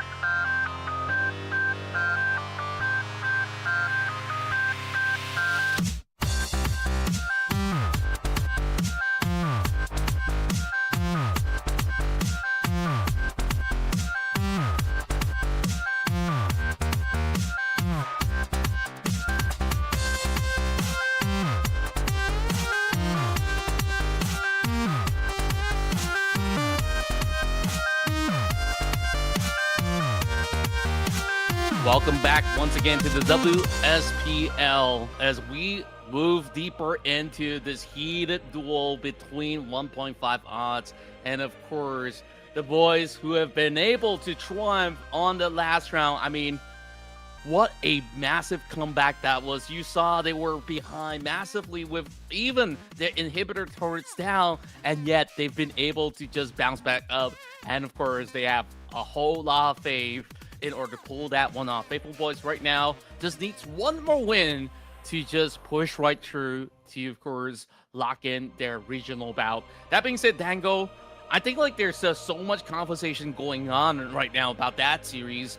Now that you have a lot of all these power picks removed from the list that Bart has already used, what else will there be left for some of these teams to pick up? We really do wonder as we go into round two. But man, that was just a fantastic way to start off the show between two of the finalists of the Filipino representatives. Yeah, Zillion's being taken away. Bard also being taken away. That is the most annoying champions. As in support, I think that is the most annoying one is finally gone. So I don't actually know what is left open that is in meta currently. Besides, they do have potential to just pick Rel. Like we said, the support has always been the first prio pick in every game nowadays. It's so good. Support is just so good, but not being able to play Bard and also Zillion, I think, perhaps pick a jungler, pick something fun. Again, Master Yi is still open, man. Master Yi is still open. Bender Ramos picked Master Yi. I'm still calling for the Master Yi pick. Well, you probably won't see it all too much in competitive play. Who knows about that? But game five. If the enemy does not have any form of crowd control, yeah, be my guest. Pick up that Master Yi. You could just absolutely stomp everybody out. But of course, we're looking at a bunch of carries as well as the list of jungle picks to be axed off the list. For 2 games in a row, we won't be able to get to see any form of Nocturne or even the Vibe because these are just point and click kind of ultimates where you could just absolutely just hop onto a target and just blow them up. So that's not going to happen in this series. Now, that's just one final ban on the first phase for the side of Faithfulboiz, as this time they'll be on the red side. And that's going to be another new. So not too much changes when it comes down to the bans. And that is a first pick on the Rumble. We've seen it before that this has been a somewhat flex pick. You could still, some people run it up the mid lane. But I would still rather see it up in the top lane overall. So I win 1v2. He's going to go for a very ultimate kind of play. So this is telling you that 1.5 odds, they want to commit even more on heavy team fights, just like how they did with the Amumu being picked up last game. Yeah, and J4 Camille is also available. The draft, that outdated draft they used, is also available to be picked here. And Irela is going to be the answer in the top lane, I believe. And the Rumble is going to have actually a very hard time laning because Irela will just dash in, dash out, heal up. And yeah, one of the huge counters for Rumble is actually Irelia. So, if the Rumble goes overheat, you do get more attack speed, you do get more damage from your ability wise. But if someone just jumps here and there, and there's not much you can do. And the Lissandra finally going to be picked here. So both prio picks for mid lane is gone, and Lissandra is also up in the tier list. So yeah, finally get a pick for the side of Faithful. Yeah, I really do like the amount of CC just with these 2 picks alone coming in from the side of Faithfulboiz. So, of course, it's a little bit pesky to deal with Lissandra because she could just easily get a free stasis out of her ultimate. Now, a hover onto Rammus. They do lock it in. Okay. So this is going to be the answer to the Irelia because she relies a lot on the kind of stacks that she can get out of her basic attacks. And all you really have to do is just taunt her, and there's not much that this Irelia can do. You can just negate all these kind of dashes. Ooh, a Heimerdinger? Now, I'm looking at a lot of zoning potential coming in from the side of 1.5 odds, but this is a little bit off the course, but still, of course, I would still say is a decent kind of laning phase for the Heimerdinger to be able to have decent trades. But overall, I want to see, with the upgrade of whether if it's going to be the bots or the AoE bombs, it's still a very AoE team fight heavy kind of comp that we're looking at from 1.5. Yeah, and I'm saying one thing here. If the 1.5 odd gets a fight in the jungle, 5v5 team fight, The Mm. Rumble is just going to use that equalizer. The Ramos is just going to jump. Oh, hello, screen. And also Heimerdinger is also going to just, maybe use the ultimate third ability. Is just going to stun everyone on up to the back line. So do not fight in the jungle, I think, because fighting in the jungle kind of be in a very tough spot here. And Ramos you just jump in the back line. And also going to be an answer to the Jin as well. They have two answers, a two in one. Technically, is a two in one. You can block the Arela, you can block the Jin with the Ramos pick. So Ramos pick actually quite nice here. I actually thought that it's going to be a Ramos for Master Yi, but never mind. The counter for Master Yi is actually first pick here. So yeah, we don't get to see a Ramos a lot, but today we see Ramos. So okay. Hmm. And of course, with the Jin being picked up, the last thing you want is a hyper push coming into your lane. So Silver has to be taken off the list since she's one of the safest ADCs to play out. Forcing even more of the options off the list is going to be another ban onto Camille, since we have seen a couple of Camille being played out as a support as well. So there's also a very interesting take that I do have. Like, what if this is a Heimer support? I think I've seen a couple of ranked games where some of these guys just create like this whole zone of area where, yeah, it's a perma push kind of lane. It is just what potential is, but overall, of course, we leave that for an afterthought. No Javan. Once again, this has been pretty much the same staple bans that 1.5 odds have been running it with for the past game, and they don't really have to do too much changes. It's really down to the final few more options. Nyla being considered, but I definitely do think that the Ezreal will have a better time, because when you have the fourth shot coming in from the Jin, you don't want to be that Nyla staying all the way up front. Aatrox locked in. That's going to be pretty much interesting pickup. So where exactly is he going? Is it a jungle Aatrox, if that's going to be the case? Because you already got the Irelia, you already got the Lissandra, and these are very farm-heavy kind of pickups. So Faithfulboiz is absolutely cooking with this one. Yeah, Faithfulboiz is very cooking here. I don't think 1.5 hours can go better with this draft. They have the Heimerdinger already. So, Uh, if you want to pay poke com, just pay like something like a Heimer. Oh, so it means that that is a Heimer support there. Yeah, I was hoping it's gonna be like a Heimer Zyra. So, you were talking about, zoning. So if it's a Heimer Zyra, then we're going to have a very annoying bot lane here. But look at the mhm. amount of tank the side of Faithfulboiz has here. The Aatrox, the on if picked here. I really was just going to jump onto your backline. Can the carry stay alive? That's the question. Can the Ezreal ditch more damage? I always don't like Ezreal so much because of how single damage how no he doesn't have any AoE. That's the thing, he doesn't have any Mhm. AoE, so it's actually very hard to kill one by one. So if you can kill the Jin, good, but can you at least do damage to these three front line? That's the question with this Ezreal pick here.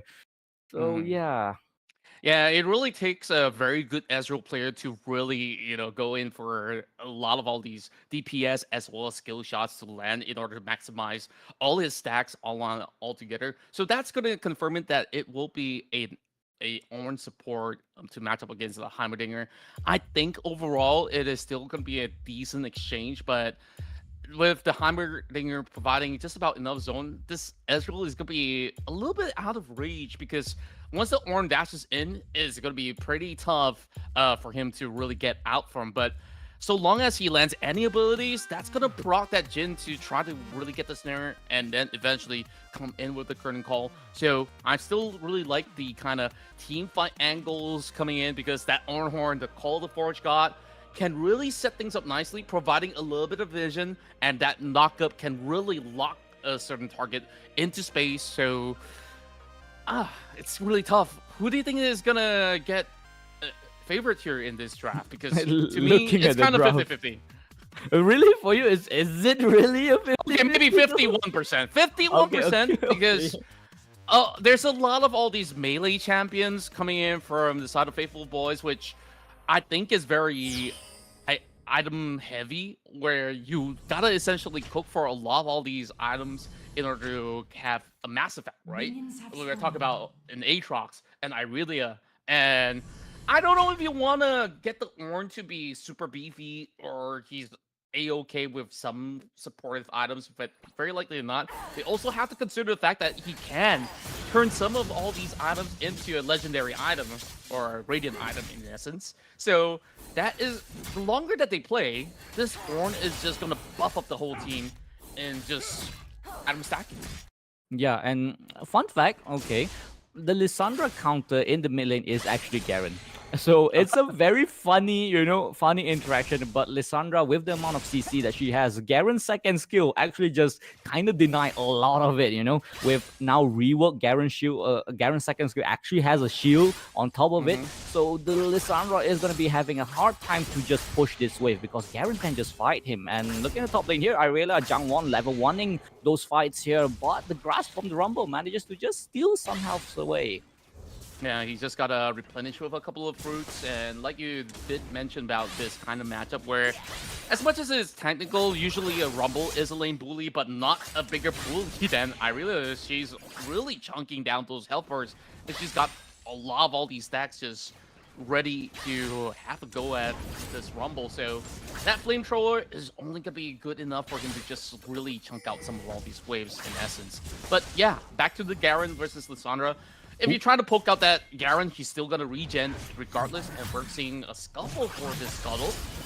The Scuttle jumps forward. The Ramos gonna get caught here. Will he be silenced though? Jangwon in a repose position, in what do you call that thing? And flashes forward. The Ramos gonna be taken down by that Irelia. It's gonna be a trade kill. Top lane gone, but Rumble's still alive. Garen is still tanking the front line here. Will he do anything though? Has to flash away. Rumble is in an overheated state. If he auto attacks, he might be able to do something. And looking at the small Yolder, finally here, charge. Oh, gun's gonna hit, and that will be an on being taken down. Flashes has to be used as well from the Lissandra. Fights again all over the place, man. I'm getting confused here and there. My goodness. I would say, is it really worth it just for a Scuttle? I would say so. But 1.5 odds, they did a really good job to really turn the fight around because the rest of Faithfulboiz, they overaggressed. You saw that deep dive coming from Jangwon to dash so deep into the pit of 1.5 odds, and she got punished for it. So back towards the steady laning phase, this Garen... Look at the lane, Ben. Yeah, it's just going to be easy for this Garen to just spin and clear out all these rhythm waves. And overall, it is just going to be a rinse and repeat process. But the only problem when you're running a Garen in the mid lane is that you're easily spotted once you try to get across the river. He's going to take him some time to even consider a gank. But if he does successfully cut across, then it can be a little bit more problematic, especially if you go towards the top side, where Irelia is defenseless up against the Garen. Yeah, and looking at this, looking at the amount of poke that Lissandra does, and Garen has a Tabais.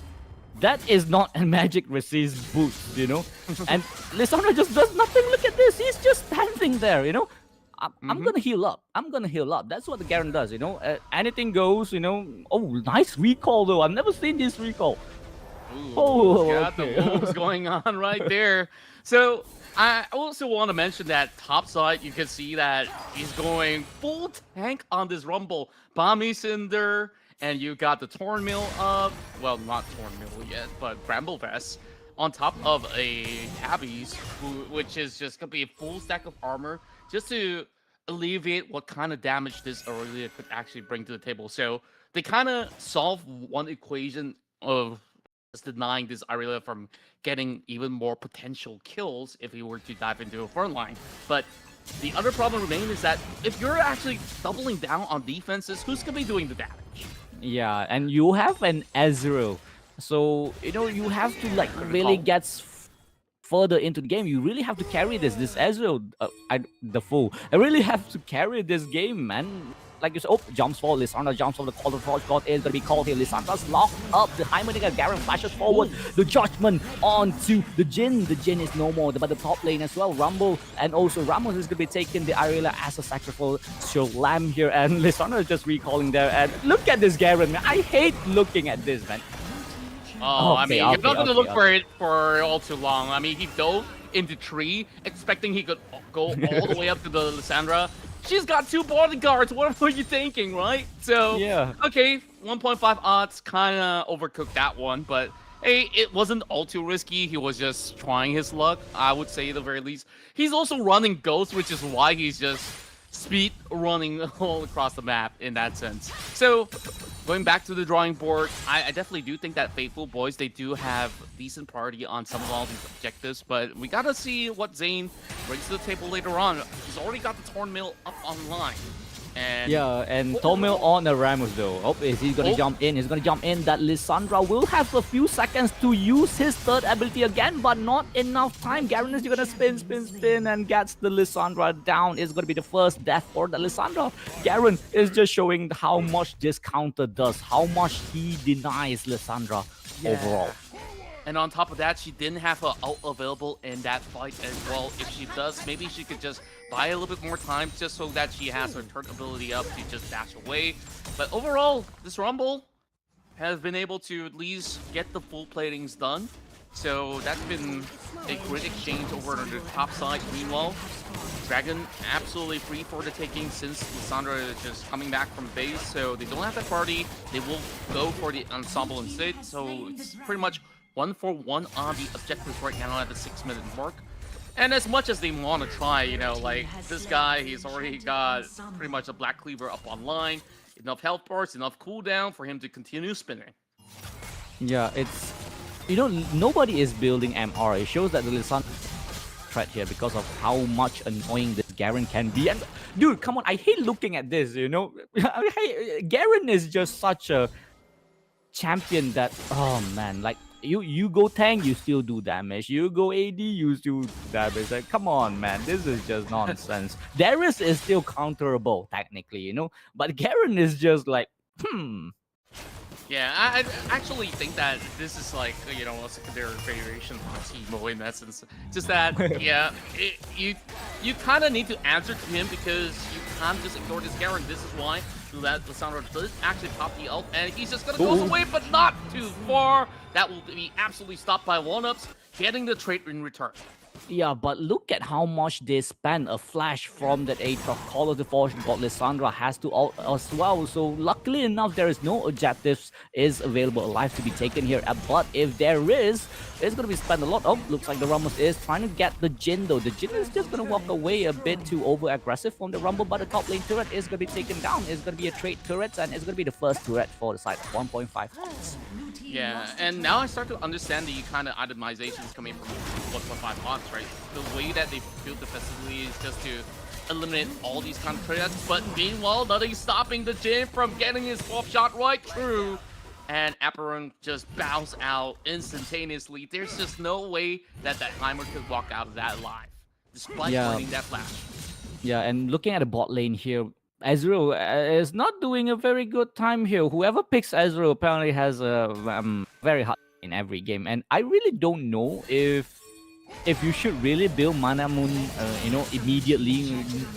Aren't you supposed to like stack the tier first and then go into Triforce first, and then look at the mid lane here, engage from the Ramos here, trying to catch the Jhin. Jhin has to flash away, equalize him pretty beautifully, and is going to catch the Jhin off. Flashes away, has to be used. Aatrox with the Death Ender, just going to walk around, and Garen just doing Garen things again.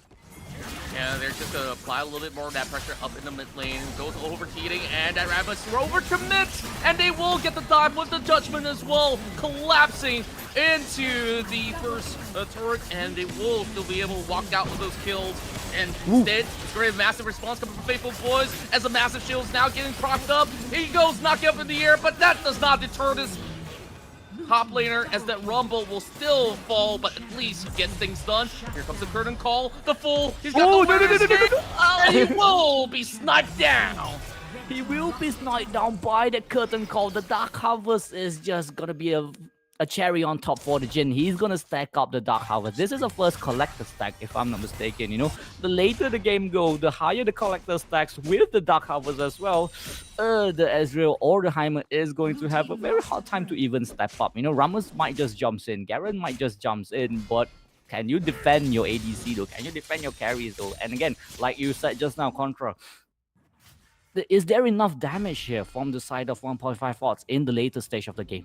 Yeah, starting to show that you might still be overpowered with all these kind of damage output, especially when you have two Trinity Force being cooked up from the Irelia as well as the Aatrox, right? So Pitt, he's just gonna have a smooth cruise to try to really shred through the front line because all they need to bring up later on is gonna be a Black Cleaver. And speaking of which, Yu tries to get some stuff done as he tries to create a little bit of space as they're setting up for the next objective.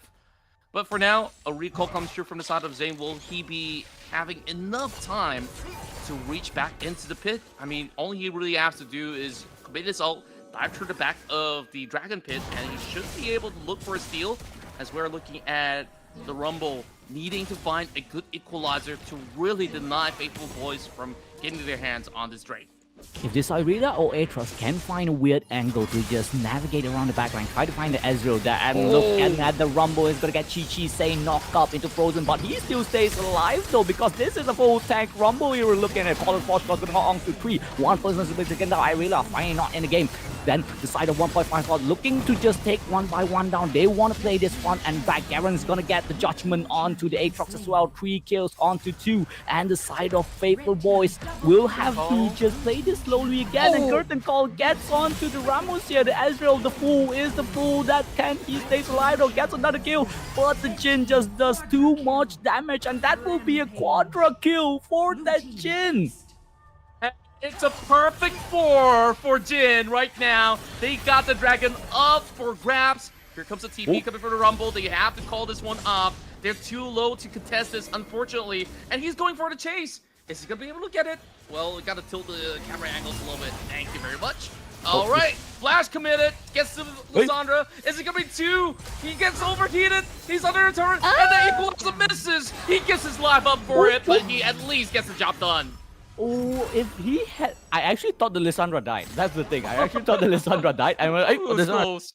Yeah, and look at the dragon here. Both teams really want this dragon. They spent a lot, and Lissandra has to recall. Jhin not available, not alive here. And I don't think Faithfulboiz is in a position to fight for this, but they do have the Irelia, they do have the Aatrox. All the Force Force is going to be used here. Ramos is going to make sure that the dragon is going for them, and Ezreal is going to be in trouble. Is going to be taken down in the backline here, and looking at both sides here, Faithfulboiz is in position. There is no carries from the side of 145 odds left. The damage from the Heimerdinger is not going to be enough. The ultimate from the Sun is going to lock this Ramos up. Can this Ramos run away though? Judgment from the Garen almost takes down 4 members from the side of Faithfulboiz. Has very, very low amount of health, but they just cannot chase. They can't chase. If they over chase, the Faithfulboiz will just jump onto them.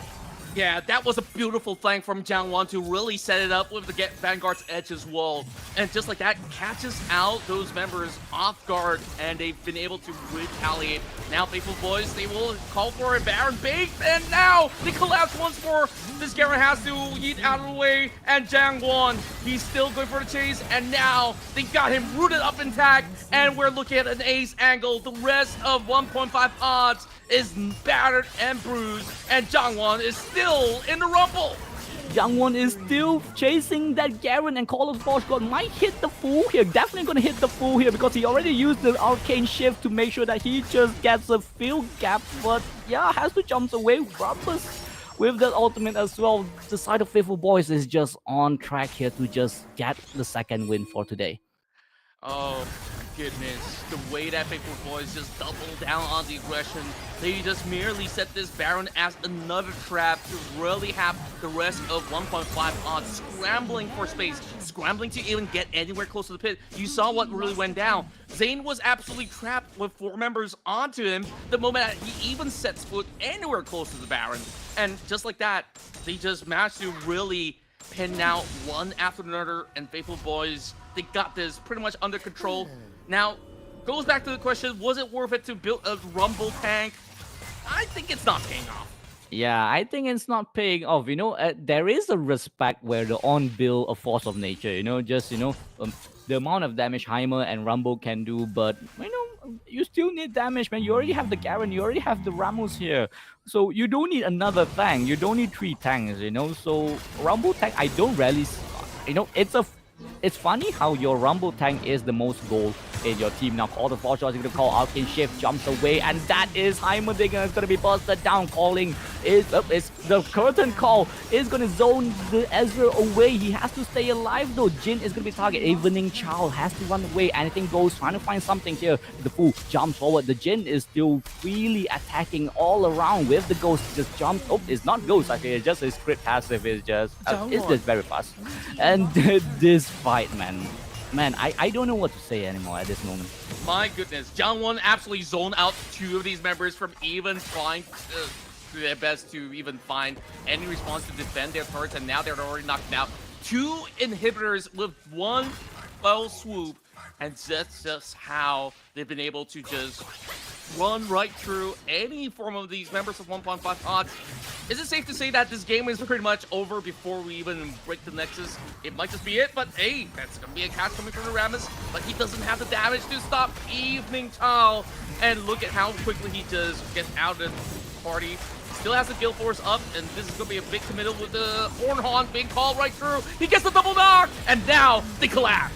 They collapse. The curtain call is just the cherry on top to make sure that nobody runs away, and that is going to be an unstoppable for that Jin. An 11 Kree 6 with almost 10 collector points here. That Jin is just doing a lot of damage in the backline with 1.5 cost, not being able to find any engage properly. Up, Lysandra's gone again, and you know that has been juking me a lot right now. And looking on the side of Faithfulboiz, they just want to end this game as fast as possible, and Jin got executed by the base. Oh, just a little bit of blunder, overcommit that back by time. He gets the shutdown on the Aurelia. Jangwon's already out, but he gives his life for it. Will Ender being popped just to get out of the way. They can secure themselves the Infernal Drake. And there is going to be a big bounty on this one. So 1.5 odds, it's still not over and done just yet. It's still not over until it's over. That's the name of the game, man. You still have a chance to come back. You know, the last game you got comeback, you know, so perhaps it's time for you to bring the enemy strategy up your book. You know, play this calm. Do not rush things. And Dragon is going to be half HP now. Can the Aatrox get here in time? Can he steal this away? I don't think he can. And that will be a Mountain Soul for the side of 1.5 odds. It's going to help them stay alive a lot more. With this tank build, it's going to be shield on shields here. You know, getting the Dragon Soul is just going to delay the game a bit more longer for your team to, you know, get some items at least. Yeah, no, I do believe this actually changes the narrative a whole lot. With the Mountain Soul, the Tang Rumble is gonna get so much beefier, and now Fuyu's in a little bit of a pickle. Does not have the Force God up online, but they will still bring in the Curtain Call into the fight. Yeah, I'm looking at a 2-shot barrage from that Ezreal. Does nothing, and the Garen trying to do something here. The Jin gets a double kill in the back, like Heimerdinger is no more and knocks up the Rumble Tang, and Zonya's gonna make sure that the Jin stays alive. Oh, Lissandra stays alive for another second, and I don't think the 1.5 odds has anything left in this game, as the side of Faithfulboiz is looking to end this. Irila gets another kill onto the Ezreal. The draft is a very bad draft, and perhaps we could just end this as fast as possible, and that will be a legendary for this Jin. The side of Faithfulboiz living it to the fate, and they are going to get the free buy to the second round for the WSPL Shattered Pacific Legion. Just flawless victory for the Faithfulboiz as they clinch this massive win. I would say that they were cooking something interesting coming in from 1.5 odds, but it really took a while for them to really get stuff done. And overall, you look at all these kind of bruises up in the front line being all too much for these members to handle. As much as we've raved about, oh, Garen does actually counter the Lissandra, but you gotta remember this, the Lissandra is not the focal point. Who you really want to catch is gonna be that Jin. It's 15-4, nobody gets to touch him. He's got the Gale Force also online. If you try to get anywhere close, he's just gonna dash away, and that's just gonna be so troublesome because you got a lot of all these kind of picks that essentially can only lock onto one target, but even if you try to send the Rammus at this Jin, he's not going to be holding on for long. As you got to consider, there's that Aatrox, there's that Irelia, and all these kind of items that you cook up, doubling down on that armor, and still no Randuins to deny those crit chances. It is not really the most essential, so I would say that it was a good try. It was still a very good try from 1.5 odds. Yeah, and your Rumble is being your tank rumble is being the most, most amount of goal in your team as VP here. It shows that everything is wrong. It shows that everything. The rumble is supposed to be the tank. If your tank gets SVP, your damage dealer, where's your damage dealer? Like we said, we are so worried about the 1.5 odds damage dealing potential. The Heimerdinger doesn't have enough. The Garen is still technically a tank. He can tank a lot of damage, can do damage wise, but not enough. So the side of 1.5 odds, you still qualify. Don't worry, you still qualify as the second seed, but maybe perhaps, draft something way more conventional for you, because this is a very weird Off draft the in wall. our, yeah, This off is the off the wall. wall. Yeah, so it's something that if you pull it off, I'm scared that it might be in my ranked games, but It's probably gonna be better, right? If they do yeah, actually pull it off. so I'm happy that it didn't went through, so yeah, so this will be our last game for today. Both teams just clean sweep everything. So tomorrow we do have the Myanmar region, we do have the we do have the Indo region as well. Bumblebee will be facing against the Unexpected. Fearless is going to be facing against the Last King. So these two teams are the finalists of their region. So whoever wins again gets a bye into the second stage. So yeah, I guess there's nothing else for us to say besides the sponsors again, Contra. Yeah, of course, it's been a great pleasure to be casting alongside with you, Dango, for the very first time, and hopefully more to come for me. But I have to, of course, just watch on by since I got stuff to do. So I hope you will be able to enjoy the entire course, especially you guys who've been watching. And all of this, of course, will not be possible without our dear partners as well as organizers to be bringing the WSPL to everybody to enjoy. And with that, we'd like to thank the funders, of course, KBS, ESI. They've been absolutely great as they have been supporting all of the youths in esports from across the region. And on top of that, thank you so much to Instalock Esports as our host of the entire WSPL. And I'd like to also thank the co-hosts, UniMass Esports Club, University of Malaysia Sarawak Students Official Esports Club. On top of that, our main streamer, Gizmo Arena. Big thanks to the guys literally getting everything done for us. You guys can actually check them out because they're having a cyber cafe back in Sarawak. And all of this is supported by UniMass Entrepreneurial Center. So, of course, once more, I'd like to thank you guys for tuning in. So, catch you guys once more tomorrow, same time, same place, as this is Contra and Dango signing out.